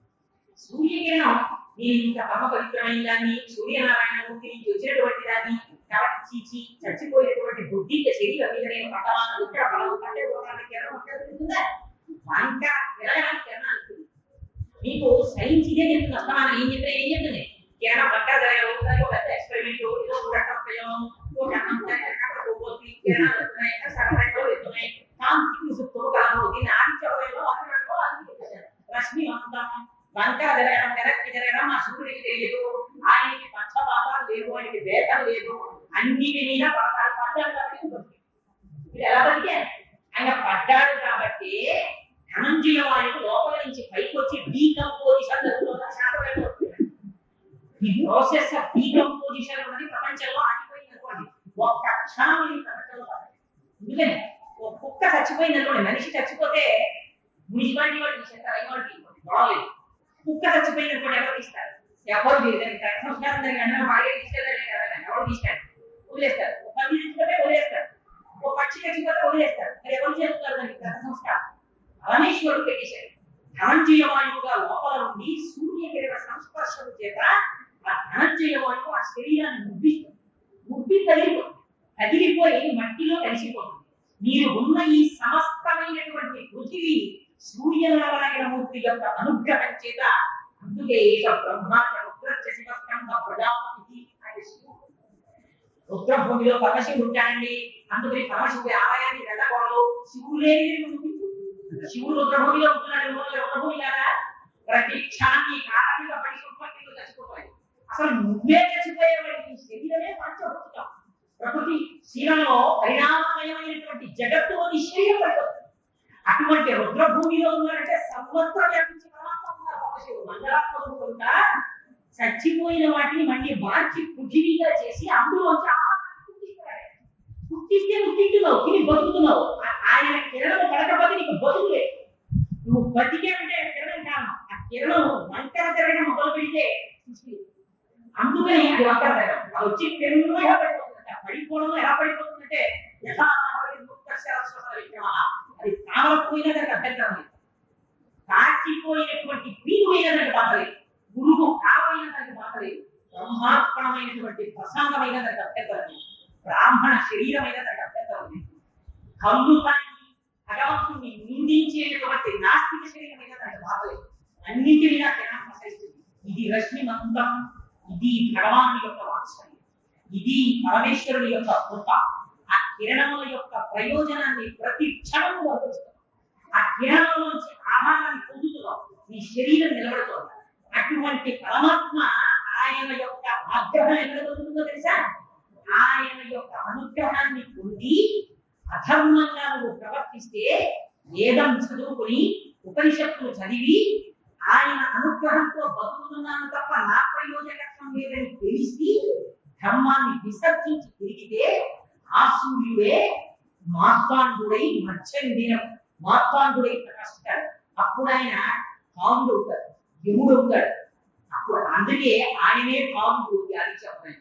ఇది రామచంద్రమూర్తి పట్ల ఒకే సూర్యుడి అనుగ్రహం. ఒకే సూర్యుడు రావణాసురుడి పాలిట మృత్యుడు. అందుకని ఆపహీమంటలి మృత్యు ఆయన మృత్యు. ఆయన ఒకరికి అనుగ్రహం అవుతున్నాడు, ఒకరికి మృత్యు అవుతున్నాడు. ఎవరు ఆయన పట్ల కృతజ్ఞత ప్రకటిస్తున్నారు ఆయనకి, అటువంటి వారికి ఆయన ఉత్సాహం, రక్షకుడు, మోషకుడు, కాని వారికి సంహారం. అందుకని రశ్మివంతం కాదు. ఈ రశ్మివంతం అన్న మాట ఎంత చెప్పారో తెలుసండి. ఈ కిరణములు వాక్యంలో వచ్చే కిరణాన్ని దీన్ని పోషిస్తాయి కాదుగా. అసలు ఆ సూర్యకిరణములు దేన్ని విపాదిస్తారో తెలుసండి. మీకు టార్చ్ లైట్ వేసారనుకోండి, ఈ శరీరం ఆనందం పడుతుంది. ఇంట్లో చీకట్లో ఉన్నారనుకోండి, ట్యూబ్ లైట్ వేసుకుంటే ప్రశాంతంగా ఉంది అనుకుంటారు. అని సూర్యకిరణాలు పడితే ఒక రహస్యం ఉంది. రహస్యం ఎక్కడ చెప్పారో తెలుసా? యోచకంలో ఉంటారు. ఆవిడ దశరథ మహారాజు గారు ఏడుస్తున్నాడు. రాముని ఆవిడ పంపించాలన్నా పైగా ఎంత దారుణమైన వాళ్ళు కోరేది. అదండి తెల్లవారిపోతుందయా, మీ వంశానికి అంతటికీ కూడా అధిదైవతమైనటువంటి సూర్యప్రభావం ఉదయిస్తున్నాడు. సూర్యకిరణములు జ్ఞానములకు హేతు. సూర్యకిరణ సంస్పర్శ చేత జ్ఞానములు పొంది యుక్తాయుక్త విచక్షణతో చెయ్యవలసిన పనిని చెయ్యడము నేర్చుకో. సూర్యకిరణం ఒక్కడే జ్ఞానంతో ఇదితో ఏ రహస్యాన్ని ఇక్కడ భారతంలో విరాటంలో చెప్పారు. మళ్ళీ ఆయన ఎంత అందంగా చెప్పారంటే, జ్ఞానకిరణం గురించి చెప్తూ ఆయన అన్నారు, నిరజాకరణలు నిష్ఠయై చేసిన భవ్యతపంపు ఫలమనంగా దినసముఖానందిత చక్రయుగ్మకంబోయమునాదంపు భూవనంగా హరి హర బ్రహ్మ మహానుభావంబు ఒక్కటిగా గలగిన గట్టి అనగా అతుల వేగత్రయ లతికాసులకు పిలుపొందం పుట్టెడు మూలకంగా అనగా జన సమాజ కళ పుట హృదయ సరోజులకు ముగుళనంబులో జంబనంబులో వచ్చి భావబింబంబు పూర్వాద్రిపై తిరిగింది. జన సమాజ కళ పుట హృదయ సరోజం వరకు బుక్కుల రంపులు రాత్రి మీరు సమస్యలో వెళ్ళిపోతారు నిద్రలో. సూర్యోదయం అయిపోయింది అనుకోండి, తెల్లారిపోయిందా అని ఒక్కసారి జాగృతిలో వస్తారు. ఆ జాగృతిలో రాగానే ఈ లోపల ఉండేటటువంటి హృదయం అనేటటువంటి పద్మం విచ్చుకుని ఉత్సాహాన్ని పుంజుకుని అమ్మయ్య ఇవాళ ఈ పని చేయాలి, ఆ పని చేయాలి, 9కి ఆఫీస్కి వెళ్ళాలి, 10కి బ్యాంక్కి వెళ్ళాలి, విద్యార్థం పెట్టి డబ్బు తెచ్చుకోవాలి, 11 గంటలకు ఆఫీసర్ గారు కాఫీ వెళ్ళినప్పుడు చూడకుండా డబ్బుగా పెట్టి తీరిపోయి ఒకసారి చంద్రాన్ని 4 రూపాయలు కొన్ని తెచ్చేసి ఫోటోలో పెట్టి మళ్ళీ హ్యాండ్ చేసి ఇంట్లో వచ్చి ఏమిటి నేను పని చేసుకోవాలి. ఇన్ని ప్రణాళికలు చేసుకుంటుంది. ఇవన్నీ ఇంటర్న్స్ ఆఫ్ టైం. ఈ టైం ఎవరి వల్ల వెళ్తుంది చెప్పండి? సూర్య గది వల్ల వెళ్ళిపోతుంది. ఈ లోపల హృదయ సరోజములకు జృంభణం ఇవ్వగలిగినటువంటి శక్తి ఒక్క ఆదిత్య కిరణం. అందుకే ఈ జృంభణ ఎక్కడి నుంచి ఎక్కడ వరకు ఉంటుంది అంటేగా, సామాన్యమైనటువంటి జీవితంలో నడుబడితో మొదలుపెట్టి మామూలుగా రోజు ఆ టైంతో లెక్క పెట్టుకుని ఈ పని చేయాలని లెక్క పెట్టుకుంటాడు. ఇక్కడతో మొదలుపెట్టి లోపల జ్ఞానం కూడా అవుతుంది. ఆ ఆదిత్యుని ఆరాధించే జ్ఞానం కలిగితే చిట్ట చివరి ఏ స్థితికి పొందుతాడు అంటే, అందుకే ఆదిత్య హృదయంలో రామని చెప్పారు. ఇంత రహస్యమైన అనుభవం తెలిసాకది వింజవీధి ప్రవంగమ వింజవీధి ప్రవంగమ అంటే రహస్యం ఏంటో తెలిసాక మనం అనేకమైనటువంటి శరీరంలోకి వెళ్తుంటాం. ఏం కొత్త రకం ఈ శరీరంలోకి రావడం అంటే ఇంట్లో వచ్చాం కానీ ఇక్కడ అందుకుని లక్షల కోట్ల శరీరంలోకి వెళ్దాం. వెళ్ళి ఆ శరీరంలో వెళ్ళడం, కొంతకాలం ఉండడం, ఆ శరీరంలో ఏదో ఒకటి సుఖాలు దుఃఖాలు పొందడం, దాన్ని ఇంకో దాంట్లో చూసుకోవడం, దానికో దాన్ని తండ్రి అన్న అక్క దాచాలు చూసుకోవడం, ఇవన్నీ జరిగిపోతుంటాయి. పెడుతుంటాడు, ఎక్కడ పెడుతుంటాడు యోగుల దృష్టితో చూస్తుంటారు. చూస్తే వారికి ఇదంతా ఎలా కనపడుతుందో తెలుసండి. అనేకమైనటువంటి కాంతి పుంజాలు పిల్లలు మీరు ఎగ్జిబిషన్కి తీసుకెళ్లారనుకోండి, అక్కడ అమ్మాయి తల్లిని అమ్ముతుంటాడు. ఉంటాయి కూడా పిల్లల్లో నీళ్లు పోసి నోటి ఉప్పు వస్తాడు, ఈ గుడాలు అయిపోతుంది. ఇవన్నీ చూసి పిల్లాడు అంటాడు. తండ్రి సభ్యులు గొడవలు చేపలు అని ఆయన చూసి దగ్గర అందిస్తాడు. అలా యోగ పురుషులు చూసి ఆయన సాక్ష్యం ఇంటిలో ప్రవేశించేస్తున్నాడు, ఇంటిలో ప్రవేశించి అదే నేను అసలు యోగ ప్రవేశిస్తున్నది నేను ఎక్కువ అనుకుంటాడు.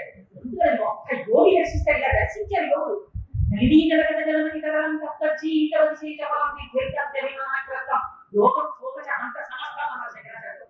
విరసాక్ష్యం కూడా భావాన్ని విడిగుంటుంది జీవితం. ఇలా ఉంటాడు ఈ మాత్రం నా ఇల్లంటాడు, నా పిల్లవంటాడు, నా పిల్లవంటాడు, నా అవ్వమంటాడు, ఇంత చేస్తాడు, ఇల్లేస్తాడు, అని వాళ్ళు యోగ దృష్టితో చూసుకుంటారు. ఈ లోపలికి వెళ్ళిపోవడం చిత్రం ఏంటంటే, ఇంటిలోకి నువ్వు ఎప్పుడు వచ్చావో మనకి తెలియదు. మనకి ఎవరికి తెలిసండి అంటే, మీకు ఎవరైనా తెలిసేమో జ్ఞానం ఉంటే అంటే ఇది చెప్పలేము. ఎప్పుడైనా నీ డేట్ ఆఫ్ బర్త్ ఎప్పుడు ఎప్పుడంటే నీ డేట్ ఆఫ్ బర్త్ అంటే ఫలానా, ప్రమోషన్ ఎప్పుడు ఫలానా, ఇవన్నీ చెప్పేస్తారు. ఇందులో ఎక్కడ చేస్తా అని చాలా ప్రశ్న అసలు ఇందులోకి వస్తే కదా. ఇందులోకి వచ్చి ఎప్పుడు వచ్చాడో ఎప్పుడు ఆలోచించాలి. ఒక్కసారి వెనక్కి వెళ్ళి ఇందులోకి నాకు ఎక్కువ వచ్చాను రా, ఇందులో కూడా ఎక్కువ పోలేదు, అందరూ వెళ్ళారు రాక ఇందులో కూడా వెళ్తున్నాను కదా నేను. మరి ఆ నేనన్నదో ఇందులోకి వచ్చింది కాబట్టి కదా ఇందులోని అది ఎప్పుడు వచ్చిందా ఇందులోని మళ్ళీ ఎప్పుడు వెళ్ళిపోతుందా అంటే అది తిరిగి ఇది మధ్యలో మాట్లాడుకుంటాడు. ఇది వెట్టి మూట అంటే అది తెలిసి తిరుగుతుంటాడు. అధ్యాత్మ శాస్త్రంలో వెట్టి మూట అంటారు. ఆ వెట్టి మూట మీరు తిరుగుతుంటే లోపల చూస్తుంటాడు, చిత్రంటారు. చిత్రంగా కూర్చొని గుప్తంగా అకౌంట్ రాసుకుంటూ ఉంటాడు. ఆయన ఏం సమాధానం అకౌంటెంట్కి సంబంధం ఏంటండి,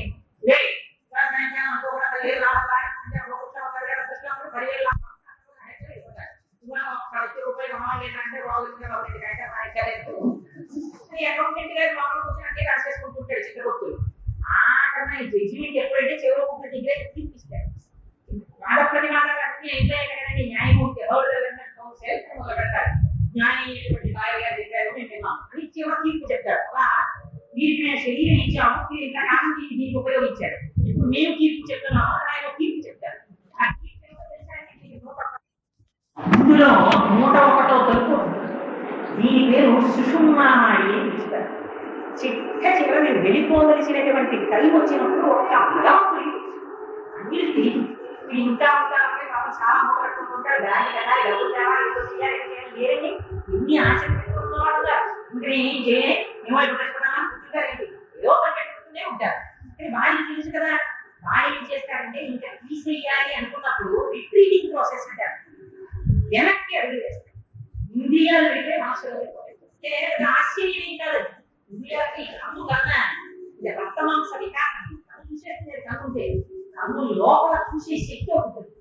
అది వెనక్కి అడుగేసి మనసులో పెడుతుంది. చెవు వినగలిగిన శక్తి అడుగు వెనక్కేసి మనసులో పెడుతుంది. ఇలా ఒక్కొక్కటి అడుగులు వెనక్కేసి ఈ జ్ఞానాన్ని మనసులో పెడుతుంది. అయ్యో శక్తి వెనక్కి మనసులో, కానీ ఇంకా మనస్సుతో వెనకడిస్తుంటాడు. అందుకే అమ్మో నా వాళ్ళు నా శరీరం ఎంతో అల్లరిగా ఉంది, నాకు ఇలా పడుకోబెట్టేశారు, నేను కదలేమవుతున్నాను అనుకుంటుంటాడు.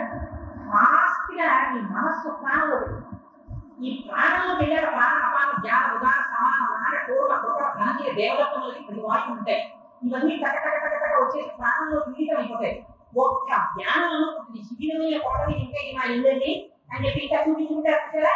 ఈ భార్య అంటే ఎప్పుడైనా ఆయన ఉన్నవాడు పుట్టే కదా ఎక్కడైనా అంటే గోడకి చాయలు గోడేది అంటే బోర్డు రాసుకుంటారు.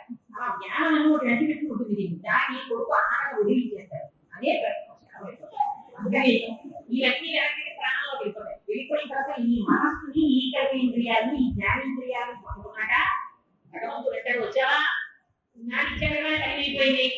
నీ చెట్ట చివరి కోరిక మనస్సు అప్పుడు వీడికి ఎక్కడ ఆవాసం ఉంటుంది, ఏదో కోరికలో ఉంటాడు. దాన్నే కవరిస్తే భగవంతుడికి ఏమి తీర్చిపడంలో తేడా ఉంటుంది. ఆయన ఏం చేస్తారంటే దిగుమని కోరుకుంటుంది అది అందులో అని ఈ 101 డోసులోంచి ఏ డోసులో వెళ్ళిపోతే ఏ జన్మలో వెళ్ళిపోవచ్చో ఆయన వీటిని సంకలో పెట్టి వ్యక్తిగతమని వీటిని కలిగించి మళ్ళీ ఏం చేస్తారంటే ఇది ఒక పెద్ద ఐడెంటిటీ. మీరు ఇప్పటికీ స్టేట్ స్టేట్ గవర్నమెంట్ లో ఆఫీసర్ గా అవుతున్నారు ఏంటంటే వస్తారు ఆయన అడ్డంగా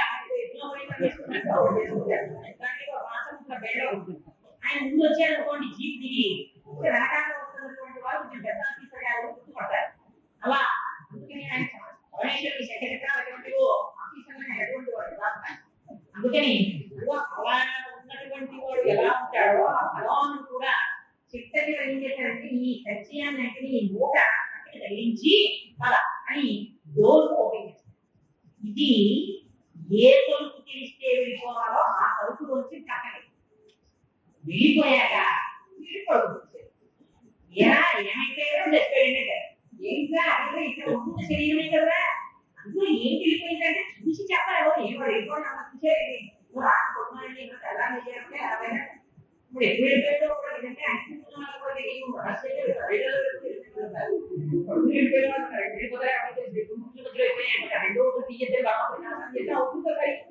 అందుకని ఇలా వెళ్ళకుండా 101 డోర్ ఆ డోర్ ఏంటో తెలుసండి భగవంతుని సర్వకాలం ఉపాసన చేసి ఆదిత్య హృదయాన్ని నమ్ముకున్న వాళ్ళు ఉంటారు చూసారా. ఆ సూర్యుడితో సంబంధం పెట్టేసుకుని ఆదిత్య హృదయం జీర్ణం అయిపోతే ఆ నామాలన్నీ బాగా బొట్ట కట్టేస్తే రోజు అంజని ఘటించడం అలవాటు ఏదైతే ఏం చేస్తున్నా సూర్యుడిని చంద్రుడిని ఆకాశాన్ని తారకల్ని పొదిని ఇతరు తండ్రిలో కూడా దేవుడు చూశాడు. తండ్రిలో తల్లిలో భూమిలో అంతరిక్షంలో జిలోకంలో ఆదిత్యుల్లో అంతేగా భగవంతుడిని చూసినటువంటి వారికి 101వ రోజులో అది చిన్న నీటి బిందు అంతా చేస్తారు. చివరికి చేసి ఇవన్నీ నేను అబద్ధాలు చెప్తున్నాను అనుకుంటారేమో.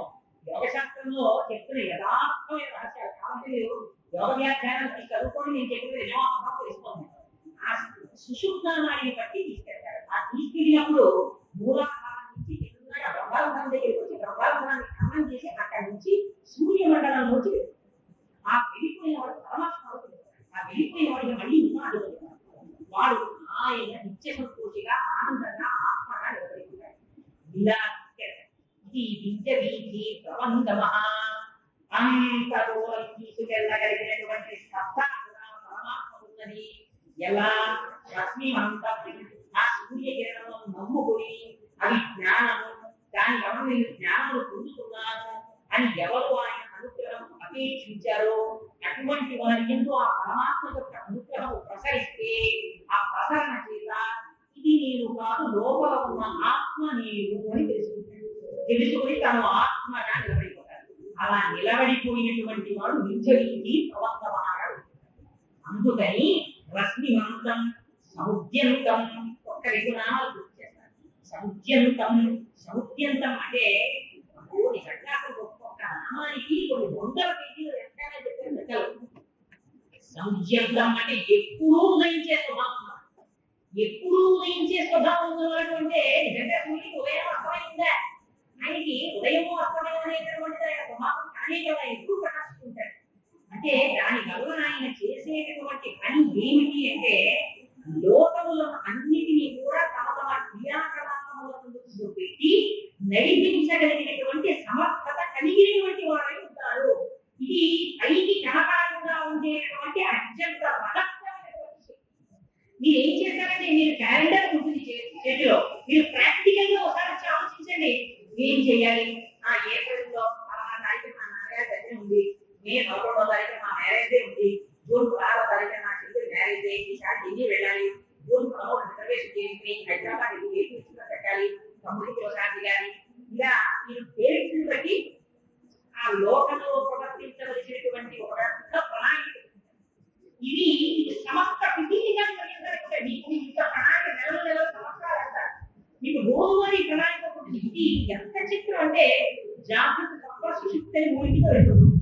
జాగ్రత్త అంటే ఒకసారి తెలియజేసి ఉంటాం, ఆ తెలివిలో ఉంది. జాగ్రత్త అంటే అసలు నిజంగా చెప్పాలంటే ప్రారంభాన్ని అనుభవించడానికి శరీరాన్ని ప్రపంచంతో అనుసంధానం చేసుకోవాలి. స్వప్నంలో భరితే అది ప్రారంభం అవ్వదు, ఈ శరీరంతో అనుభవించాలి జాగ్రత్తలో, అందుకే ప్రారంభంతో వస్తాడు. ఈ ప్రారంభాన్ని అనుభవింపజేసే రహస్యమే ఇది లోకమునందు ప్రవర్తింపజేయడం. ఇది ఎంత చిత్రంగా చేస్తారో తెలిసే మనకి తెలియదు, మనం అనుకుంటాం ఇవన్నీ మనం చేసేస్తున్నాం అనుకుంటాం. ఇదే విద్యాశాస్త్రంలో అయితే ఇంకొంచెం ఉదాహరణ అంటే విశ్వభ్రమణకారిణి అన్నరాశక్తిని. ఇది భూమి తన చుట్టూ తాను తిరగాలి. ఈ చుట్టూ తిరగడంలో భూమి ఇవాళ తిరగడం ఇంకా పగలటి రాత్రి, అందుకని భూమి తిరుగుతూనే ఉండాలి. భూమి తిరుగుతూ ఊరుకోవచ్చా? ఊరుకోకూడదు. తన చుట్టూ తాను తిరుగుతూ సూర్యుడి చుట్టూ తిరగాలి. సూర్యుడి చుట్టూ తిరిగినప్పుడు ఋతువులు వస్తాయి. ఋతువులు రావాలి, రెయిన్బోలు రావాలి. ఋతువులు రెయిన్బోలు వస్తున్నాయనుకోండి, మీరు నిద్రపోతూ ఉంటారు, మళ్ళీ లేపుకుంటారు. లేచిన తర్వాత ఏం చేస్తారు? ఇక్కడ ఉండదు విశ్వ ప్రణాళిక అంటారు. వీరికి ఒక ప్రారంభం ఉంటుంది ఆ రోజున. వీరికి ఉదాహరణకి ఆ రోజున మీరు ఎక్కడో ఒక మ్యాంగోతో ప్రణాళిక ఉందనుకోండి అని ఉంటే ఇంట్లో కూర్చుని ఉంటాడు. ఇంట్లో కూర్చుని ఉన్నవాడు కూర్చోవచ్చు కదా. వెంటనే ఎందుకంటే ఎప్పుడు ఏదో తింటూనే ఉంటారు. అందుకే అక్కడే అనేవారు నా వాటిని అక్కడికి ఆరోగ్య చక్రాలు ఉన్నాయని అనుకుంటేవారు తింటుంటారు. ఇక్కడ కూర్చొని ఆరోగ్యం ఆయోగ చూడండి. అలా కాదు ఒకసారి ఉన్నారో లేదో కూర్చొంటారు అని బయలుదేరుతారు. బయలుదేరి ఏదో గుర్తొచ్చి ఏదో ఆలోచిస్తూ నడిచి అక్కడ చూసేసేటటువంటి డ్రైన్కి సంబంధించినటువంటి చూసుకోకుండా మరి ఆకలి ఏదాలో జరుగుతుంది. సరే మొట్టమొదటి విమర్శ చేయడానికి నా శక్తితో చెప్పాలని వెళ్ళారు. ఆ తర్వాత హాస్పిటల్ మందులు రావడం, బ్యాండేజీ, 3 నెలలు పడుకోవడం, సిక్కినీవు అయిపోవడం, ఏడవడం, అయిపోవడం, మ్యాంగోలు తెరవడం అనేటటువంటి దాన్ని వీరి ప్రారంభాన్ని అనుభవించడానికి ఆయన విశ్వ ప్రణాళికలో ఎక్కడో ఉంది. ఇది ఎంత జాగ్రత్తగా ఎందుకంటే ఈ సమస్త విశ్వాన్ని కూడా అంత కట్టుదిట్టమైన ప్రణాళికతో తమ తన కార్యక్రమంలో ఎందు నడిచేటట్టుగా ప్రవర్తింపజేస్తుంటారు. ఈ ప్రవర్తింపజేయడం అన్నది చెయ్యకపోతే ఆలస్యం అన్నది అనుభవించాలంటే జాగ్రత్త రావాలి. జాగ్రత్త అంటే సూర్యోదయం రావాలి, వీడు తిరిగిలోకి రావాలి, వీడు బయట నడవాలి, వీడి పనులను ఒకటి పెట్టుకోవాలి, వాటి వల్ల కలిగి ఉండాలి, సుఖం ఉండాలి, దుఃఖం ఉండాలి, ఇదిగో ఇంత నడిపించడానికి ఆయన రశ్మిమంతం సౌజ్యంతం దేవాసుర నమస్కృతం. ఆయన ఇంత గొప్పవాడు కదండి, ఇది తెలుసుకుని దేవతలు మాత్రమే నమస్కారం చేస్తున్నారు అనుకుంటున్నారేమో పొరపాటు. అసురులు కూడా నమస్కరిస్తున్నారు. మరి దేవతలు నమస్కరించి అసురులు నమస్కరించి ఎందుకు నమస్కరిస్తున్నారు? అసురులు నమస్కరించాలంటే అంటే రాక్షసులు నమస్కారం చేస్తున్నారేమో ఎక్కడ నమస్కారం చేస్తారు చెప్పండి అని కాదు. ఎక్కడో ఉండదు అసురులు అంటే ఇక్కడ ఈ మూడు మారడని అసురులు సత్వము, రజస్సు, తమస్సు అని 3 గుణాలు ఉంటాయి. సత్వగుణం వచ్చింది అనుకోండి, సూర్యుడిని సూర్యుడిగా చూసి ఆయన మహానుభావుడు, ఆయన చేత నేను పోషింపబడుతున్నాను, ఆయన జగత్తులందరికీ భావుడు, పోషకుడు నారాయణుడు నమస్కరించి ఆయన పట్ల వినయ విధేయతలతో ప్రాతకాలమునందు నిద్రలేచి సంచాలనం చేసి అర్చన చేసుకుని నిరంతరం భగవన్నాస్మరణ చేసుకుంటూ సుఖదుఖములకు అతీతుడిగా కష్టం వచ్చినా సుఖం వచ్చినా ఆయన పాదాలే తెలుసుకుంటూ జీవితాన్ని గడిపేవాడు ఎవరున్నారో వారు చేసేటువంటి నమస్కారం దేవత. రజోగుణంతో చేసేటటువంటి నమస్కారం యథాత్మాలు మానవ తమోగుణంతో చేసేటువంటి నమస్కారం రాక్షస నమస్కారం. తమోగుణంతో ఉన్నవాడు కూడా నమస్కారం చేస్తాడు. అంటే అలా ఎలా చేస్తారండి అని మీకు అనుమానం రావచ్చు. కీచకాదులు తొందరగా ఇవాళ రాత్రి రావాలని కోరుకున్నటువంటి సందర్భాలు లేవు, ఒక్కొక్క భోగం కోసమని. అందుకని ప్రతి క్షణం భోగం కోసం అలసత్వంతో, సోమరితనంతో, ద్వేషంతో, చూడకూడని చూపుతో ప్రవర్తించి చేసేటటువంటి సూర్య నమస్కారం తమోగుణంతో కూడిన నమస్కారం. అందుకని ఆ నమస్కారం చేయబడిన రాక్షస నమస్కారం కిందకే వస్తుంది. అందుకని దీంట్లో ఆదిత్య హృదయంలో రహస్యం ఏంటంటే, కారణం ఎందుకని అక్కడ రాముడు ఉన్నాడు, ఇక్కడ రాముడు ఉన్నాడు, రాముడికి ఉపదేశం జరుగుతోంది. దీని ఇద్దరు ఉపాసకులు. రావణాసురుడు కూడా సంధ్యావంతం చేశాడు, రావణాసురుడు కూడా వేదాలు చదువుతున్నాడు, రావణాసురుడు కూడా శివ పూజ చేశాడు, రామచంద్రమూర్తి కూడా సంధ్యావంతం చేశారు, రామచంద్రమూర్తి కూడా వేదం చదువుతున్నారు, రామచంద్రమూర్తి కూడా లింగాలు చదువుతున్నారు.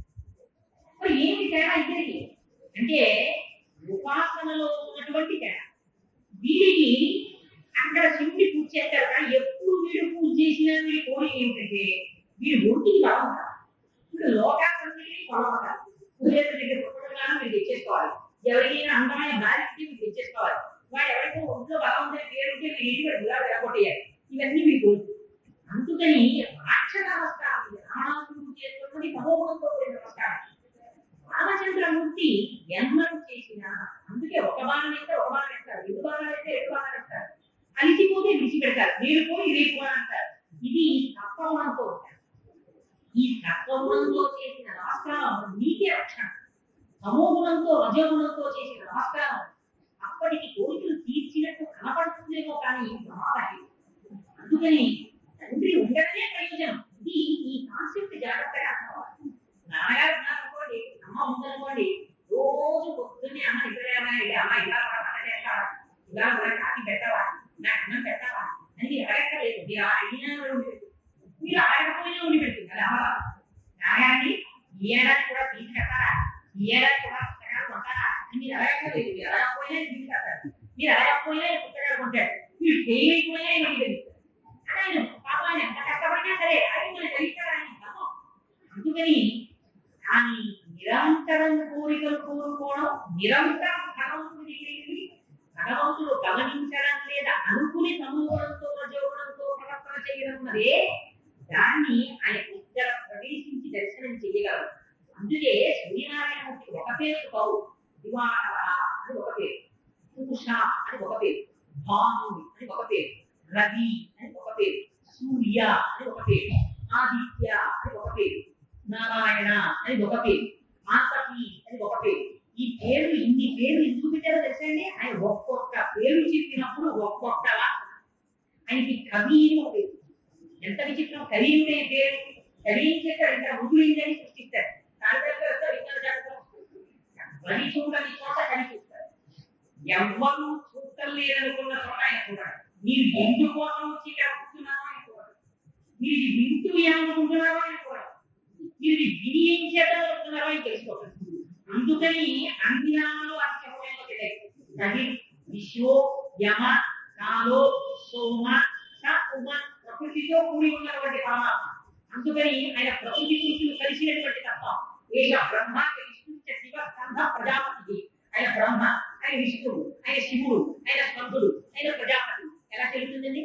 శివున్నాడు వేదాంతంలో, ఇక్కడే ఉన్నాడు, ఉన్నాడు, ఇక్కడ సూర్యనారాయణ ఉన్నాడు, ఇక్కడ అయ్యప్ప ఉన్నాడు, ఆ పక్కనే పాండురంగుడు ఉన్నాడు. మీరేమో ఆ సూర్య భగవాన్ బ్రహ్మ ఉన్నారు, ఆయన విష్ణువు ఉన్నారు, ఆయన విష్ణువు ఉన్నారు, ఆయన స్కందుడు ఉన్నాడు, ఆయన ప్రజాపతి ఉన్నారు, ఆయన ఉన్నారు, ఆయన వాయువు, అగ్ని, యమ, వరుడున్నారు. ఇంకా చెప్పారంటే అప్పులన్న పేరు చెప్పారు.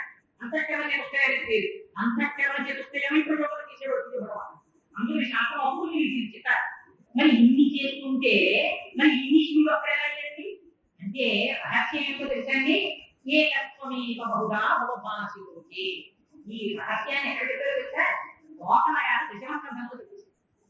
మాయ కలిగిన వాళ్ళకు కాంతి చేత గొప్పడు అనేక రూపములుగా ఒప్పుచుండు, మాయ లేని వాళ్ళకు అన్ని రూపములను ఏకరూపముగా వసిస్తుండు అని. మాయ కమ్మిన వాళ్ళకి, జ్ఞానము పూర్ణముగా ఆశించని వాళ్ళకి పరమాత్మ అనేక రూపాలుగా కనిపిస్తాడు. ఒక సూర్యుడివే అనేక కిరణాలు, కానీ ఈ కిరణాలన్నీ ఎవరి? ఒక్క సూర్యుడు. ఒక సూర్యుడు అనేక జీవులకు తాను ఒక్కొక్కడు ఒక పుత్రుడు భంగి సూర్యుడు నాకు సూర్యుడే, నీకు సూర్యుడే, ఆయనకి సూర్యుడే, ఆవిడికి సూర్యుడే, ఇంతమంది సూర్యుడు ఉన్నారా?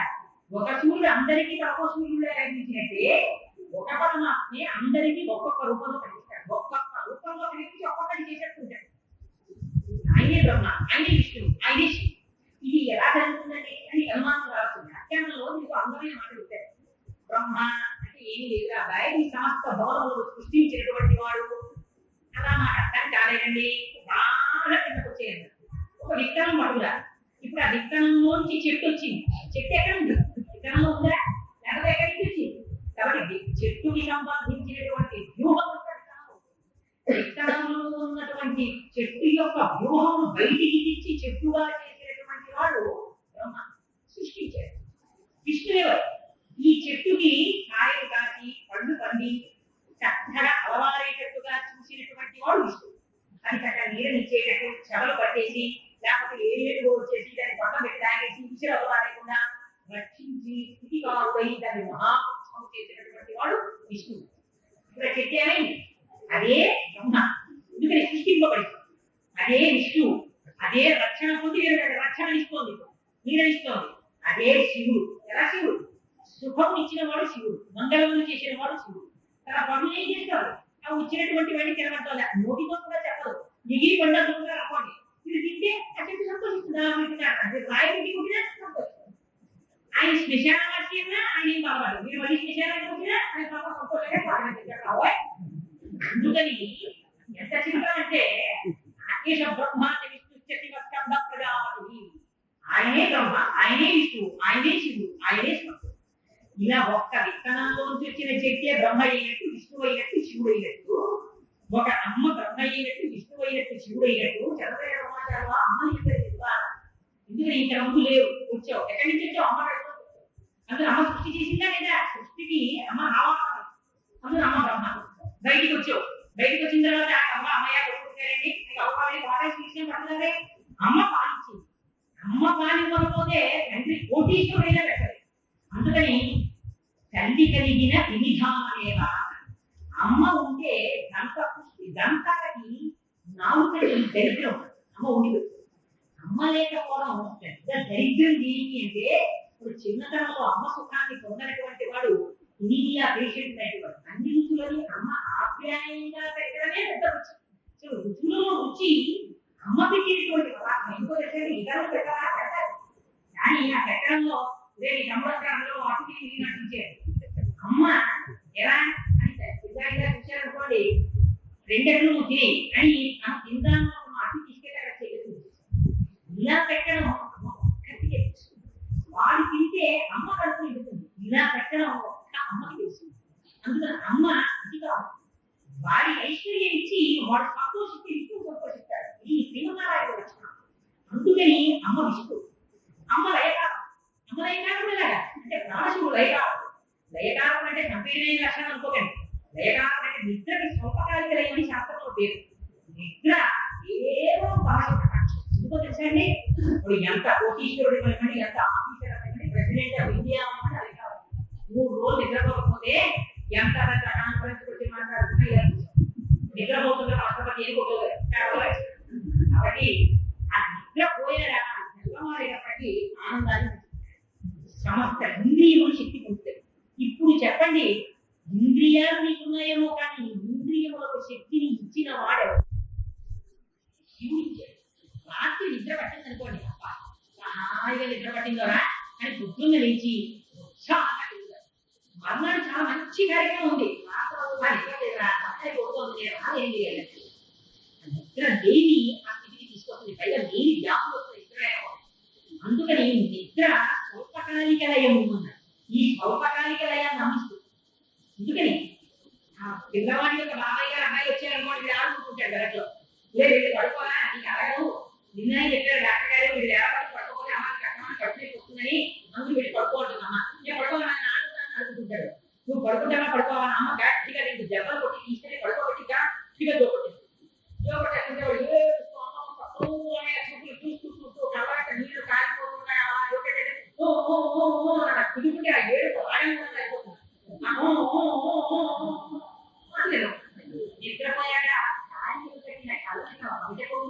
వచ్చి నువ్వు పడుకోకపోతే నీ ఆరోగ్యం బాగుందని కొట్టాక నాన్న చొక్కా ఇంత నీటి అమ్మ నా నిద్ర కూర్చడంలో అమ్మ ఉపకారం చేసిందా అపకారం చేసిందా? స్వల్పకాన్ని కలిగించి అమ్మ ఉపకారం చేసింది. ఇప్పుడు చెప్పండి, సృష్టి స్థితి లయ అమ్మ నుంచి వేరుపడుతున్నాయా? ఒక అమ్మే సృష్టి చేసింది, ఒక అమ్మే స్థితి చేసింది, ఒక అమ్మే లయ. పేరుకి సృష్టి చేసినప్పుడు బ్రహ్మ, పేరుకి సృష్టి చేసినప్పుడు స్థితిగా విష్ణువు, నిద్ర కూర్చినప్పుడు లయకారి. తప్ప నువ్వు చేసిన అమ్మ మొట్టమొదటి జగన్మాత. ఆ అమ్మ మాతృదేవో భవ అని అందుకని శాస్త్రం.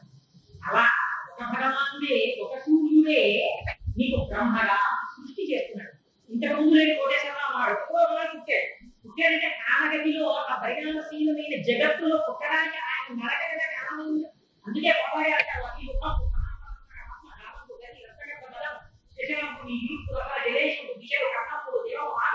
సూర్యుడు కన్నులు శుక్రంపు శరీరంపు జగడంపు జలములు జగం శివం సర్వంశుడు రోమజయం శల్యంపు లబ్ధులు మానవ నవోదకరుడు చంద్రములు ధాతులు సర్వగతి హృదయం ఆశ్చర్య ఉపనిషద అత్వయంబు అయిన నీరు సదసత్వమే శివాక్షయ స్వయంలోకి ఒప్పు అజ్జమవుతూ అటువంటి అలగడిలో ఈ సమస్త ప్రపంచం పుడుతోంది, సమస్త ప్రపంచం లయమైపోతోంది, సమస్త ప్రపంచం పోషింపబడుతోంది, సమస్త ప్రపంచం సంసారంలో పెడుతోంది, సమస్త ప్రపంచం ఇంద్రియాల్లో జీవన జ్యోతిగా లోపల ప్రసరిస్తోంది కాంతి. అదే స్కందుడు.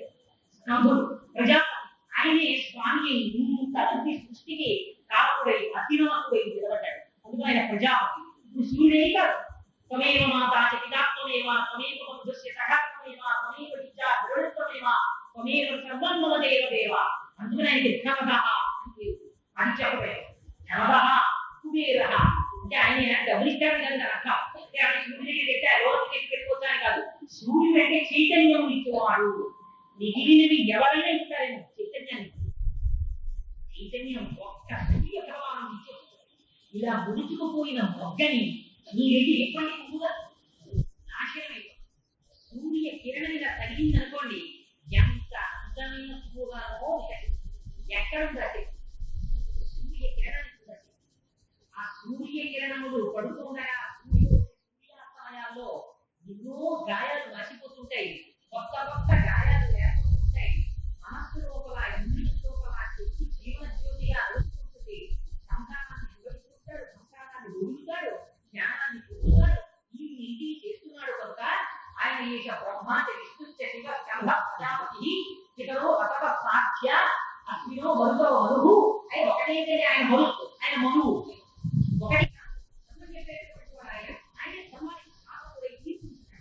ఆయన ఆయన మరుత్తులై ఉంటాడు, ద్వాదశాదిత్యుడై 12 ఆదిత్యులు అవుతాడు. ఆయన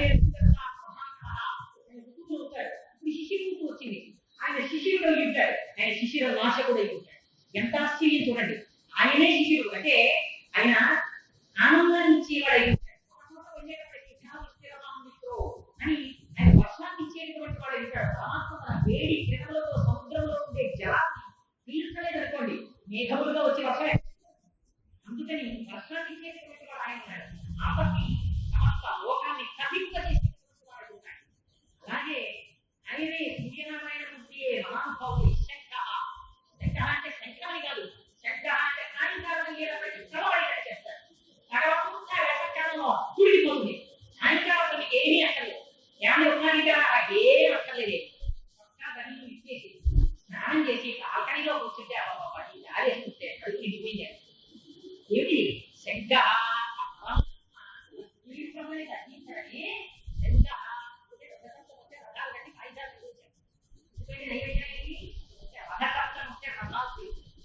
రథసప్తములు అని సప్తమి తేజోపకాశానికి గుర్తు.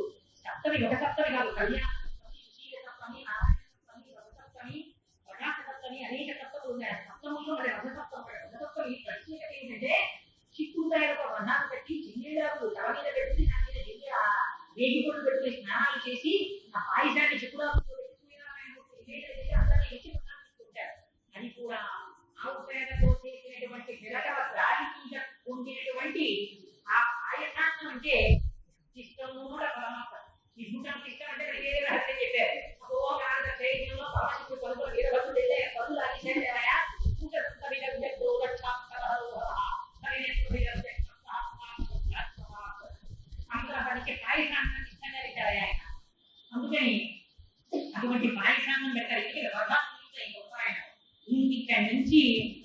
ప్రచండుడై ఉంటాడు. ఆయన మామూలు ఇక్కడి నుంచి కొంచెం అనుమానాస్పదంగా అటు ఇటుగా ఉన్న కేసులన్నీ ఎండ తట్టుకోలేకపోయాడు. అడగకపోతే చచ్చిపోయాడు. ఎందుకని మొదలుపెట్టాడు. వ్యాకరణంలో ప్రత్యేకం సూర్యకాలం అని చెప్పి ఆ సూర్యుడు బొమ్మేసి విశాఖపట్నం ఎంత పాడింది, విజయవాడ ఎంత పాడింది, ఇక్కడ నుంచి ఆయన రథం మార్గం తిరుగుతుంది. చండపచండుడై ప్రయాణం చేస్తాడు. అది పోయి మధ్యాహ్నం అయ్యేటప్పటికి దర్శన డెజర్ట్ ఒక్క వెహికల్ ఇది సూర్యనారాయణ శిల్పకాలం అంతటి వాడి కనుక అని రథాలు తీస్తున్నావు. మార్గం మళ్ళీ శీతాకాలంలో నువ్వు శిశిర కక్షలుగా ఏ చేతకాని వాడ ప్రకాశిస్తున్నాడా ప్రకాశించట్లేదా అన్నట్టు ఏడుగులకు వెళ్ళి కిరణాలు కొడుతుంటే దొంగ పెట్టుకుంటే పోకుంటూ కొబ్బరి రాసుకుంటూ అక్కడే కూర్చుని హరిచంద్రగా నిలబడి వాడు మళ్ళీ ఏం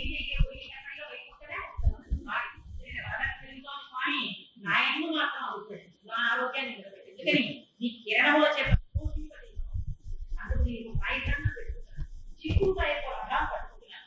చీపుడు పుల్లలతో వాడి ఆ కాపులు పెట్టుకుంటున్నాను. నీకు నైవేద్యం పెట్టే పట్టుకుంటున్నాను స్వామి.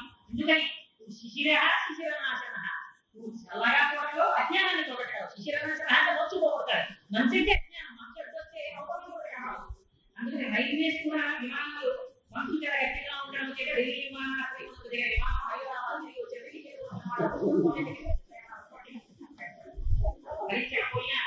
అని ఏంటంటే ఆ మంచు అంత ప్రమాదంగా ఎదురుగా ఉంది కదా అని శిశిరనాశన ఆయన కనబడేటట్టు అజ్ఞానం చేత ప్రపంచాన్ని చూస్తున్నాడు. జగదాంతమైన ఆయన అనుగ్రహంగా జ్ఞాన చక్షు ఆ దర్శనం అవుతుంది. అటువంటి వైద్యుల స్వామి ఆయన రథకప్పైనాడు. ఆయన జిల్లేడు చేస్తారు. సరే జిల్లేడాలు పెట్టుకుంటారు, పెట్టుకుంటారు. ఇవన్నీ అంటే అర్థాలు. ఎందుకంటే ఆయన మళ్ళీ ఇంకొకటి సప్తసప్తే మరీచిమా ఒక పేరు. సప్తశక్తి సప్తశక్తి సప్తశక్తి అంటే ఆయన యొక్క గుర్రం పేరు సప్త. 7 గుర్రాలు కాదు. ఆయన గుర్రం పేరు సప్త శక్తి. అంటే సప్త అనబడేటువంటి గుర్రం కంటే రవంగా ఎక్కేవాడు సప్తశక్తి పరిచిమా చెట్లు కలిగేవాడు. మరి అయితే 7 గుర్రాల పని చూపిస్తున్నారండి. ఎక్కడ చూసినా రహస్యం అసలు ఎక్కడ నుంచి వెళ్తారో ఎక్కడ లాగేసి చూడకూడని వారన్నీ చూసేది. తినకూడదని తిట్టు ఉంటుంది, మాట్లాడకూడదని మాట్లాడుతుంది, వినకూడదని వింటుంది, చూడకూడదని చూస్తుంది. అటువంటి ప్రధానమైన 7 గుర్రాలు. ఈ 7 గుర్రాల మీద ఇక్కడ ఎక్కువ చూపిస్తున్నా ఎక్కి ప్రయాణం చేస్తుంటాడు. నిర్ణయం చెయ్యగలిగినటువంటి వాడై ఉంటాడు. ఆయన అనుగ్రహం కలిగిందా ఇక్కడ బుద్ధిలో ప్రవేశించి ఆయన జ్ఞానం ప్రసారం చేస్తాడు. వాడు ఎటు వైపు వెళ్ళినారో దాని తెలిసి మంచి మార్గంలో వెళ్తాడు. అందుకే సప్త శక్తి మరించుమా అని ఆదిత్య హృదయంలో ఆ ప్రభు ఒక్కొక్క నామాన్ని అడ్డుపెట్టి ఆదిత్యుడిని నిలబెట్టి ఆదిత్య హృదయాన్ని చెప్పి 31 శ్లోకాలలో 6 నిమిషాలలో సూర్యోదయం అవుతూ ఉండగా పూర్తయిపోయేటట్టుగా ఇన్ని రహస్యాలతో ఈ ఒక్క శ్లోకంతో జీవితాన్ని ఉత్తరం చేసుకోగలిగినటువంటి అద్భుతమైన స్తోత్రరాజాన్ని యుద్ధభూమిలో రామచంద్రమూర్తికి అనుగ్రహించి చిత్రం ఏంటంటే అగస్త్యుడు ఆయన ఏం చూడలేదు. రాముని చంపాడు, రావణాసురుని రాముడు చంపాడు. ఇది చెప్పేసి అలా ఇప్పుడు నువ్వు రాముని చంపేస్తావు 3 మాటలు చెప్పేసి వేసేయమా అని చెప్పి ఎలా వచ్చాడో అంటే మనం చెప్పిన దాని మీద అంత నమ్మకం ఉంటుంది. అంతేగాని చెప్పాడండి చూద్దాం ఒకసారి అని వాడు తప్పుడు సరిగా పలుకుంటాడు. అండాలు ఇలాంటి ఉండవు, జరిగి తీరుతుంది సరిగా పలుకుంటాడు. అండాలు ఇలాంటి ఉండవు, జరిగి తీరుతుంది విశ్వాసం. ఫలితమా ఈ చావులు, ఈ పుట్టడాలు, ఈ సుఖాలు, ఈ దుఃఖాలు అతీతమైన జ్ఞానం. అందులో దొంగ లోకరక్షణార్థం రావణాసురుడు జరిపబడాలి. దానికి కావాల్సిన ఉపదేశం అయిపోయింది.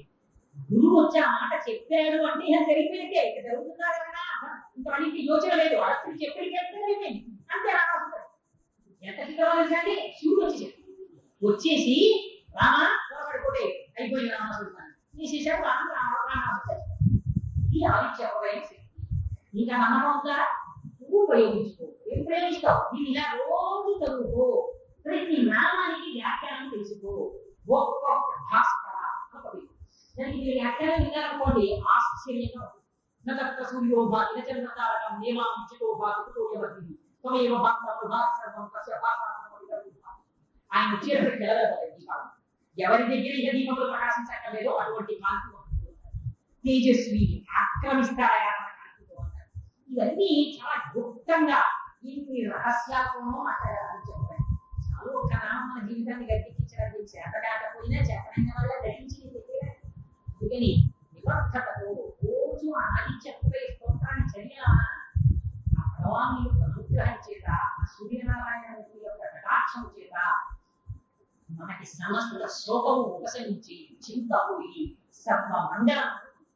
అదృష్టం ఏంటంటే మానవాసంలో విపుల సుందరి అమ్మవారి దేవాలయంలో పరమశివుడి ఆరాధన కూర్చుని అసుర సంధ్య వేళలో ఉత్తరాయణంలో ప్రతిష్టలు జరుగుతుండగా ఒక పక్క వాళ్ళ క్షీరాభివాసం జలాభివాసం స్వాములకి జరగగా రేపటి రోజుల కళలు ఆవాహన చేయవలసిన సమయంలో వేదాన్ని చదువుతున్నటువంటి వాళ్ళు చాలు వాళ్ళ దర్శనం చాలు పాపం పోతుంది.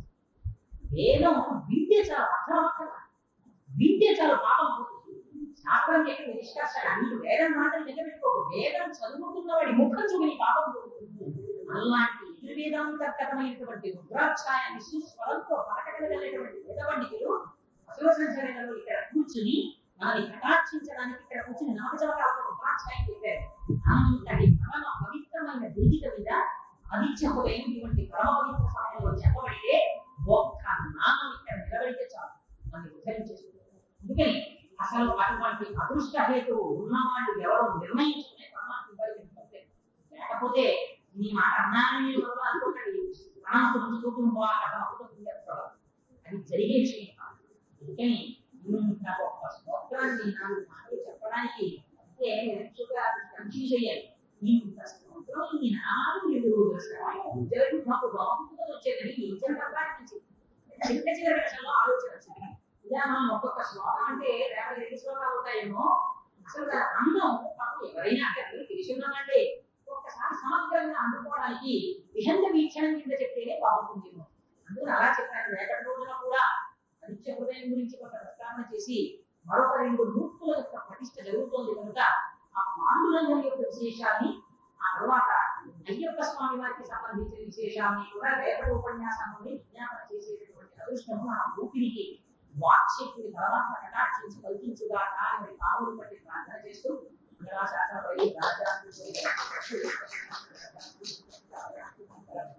మండలికి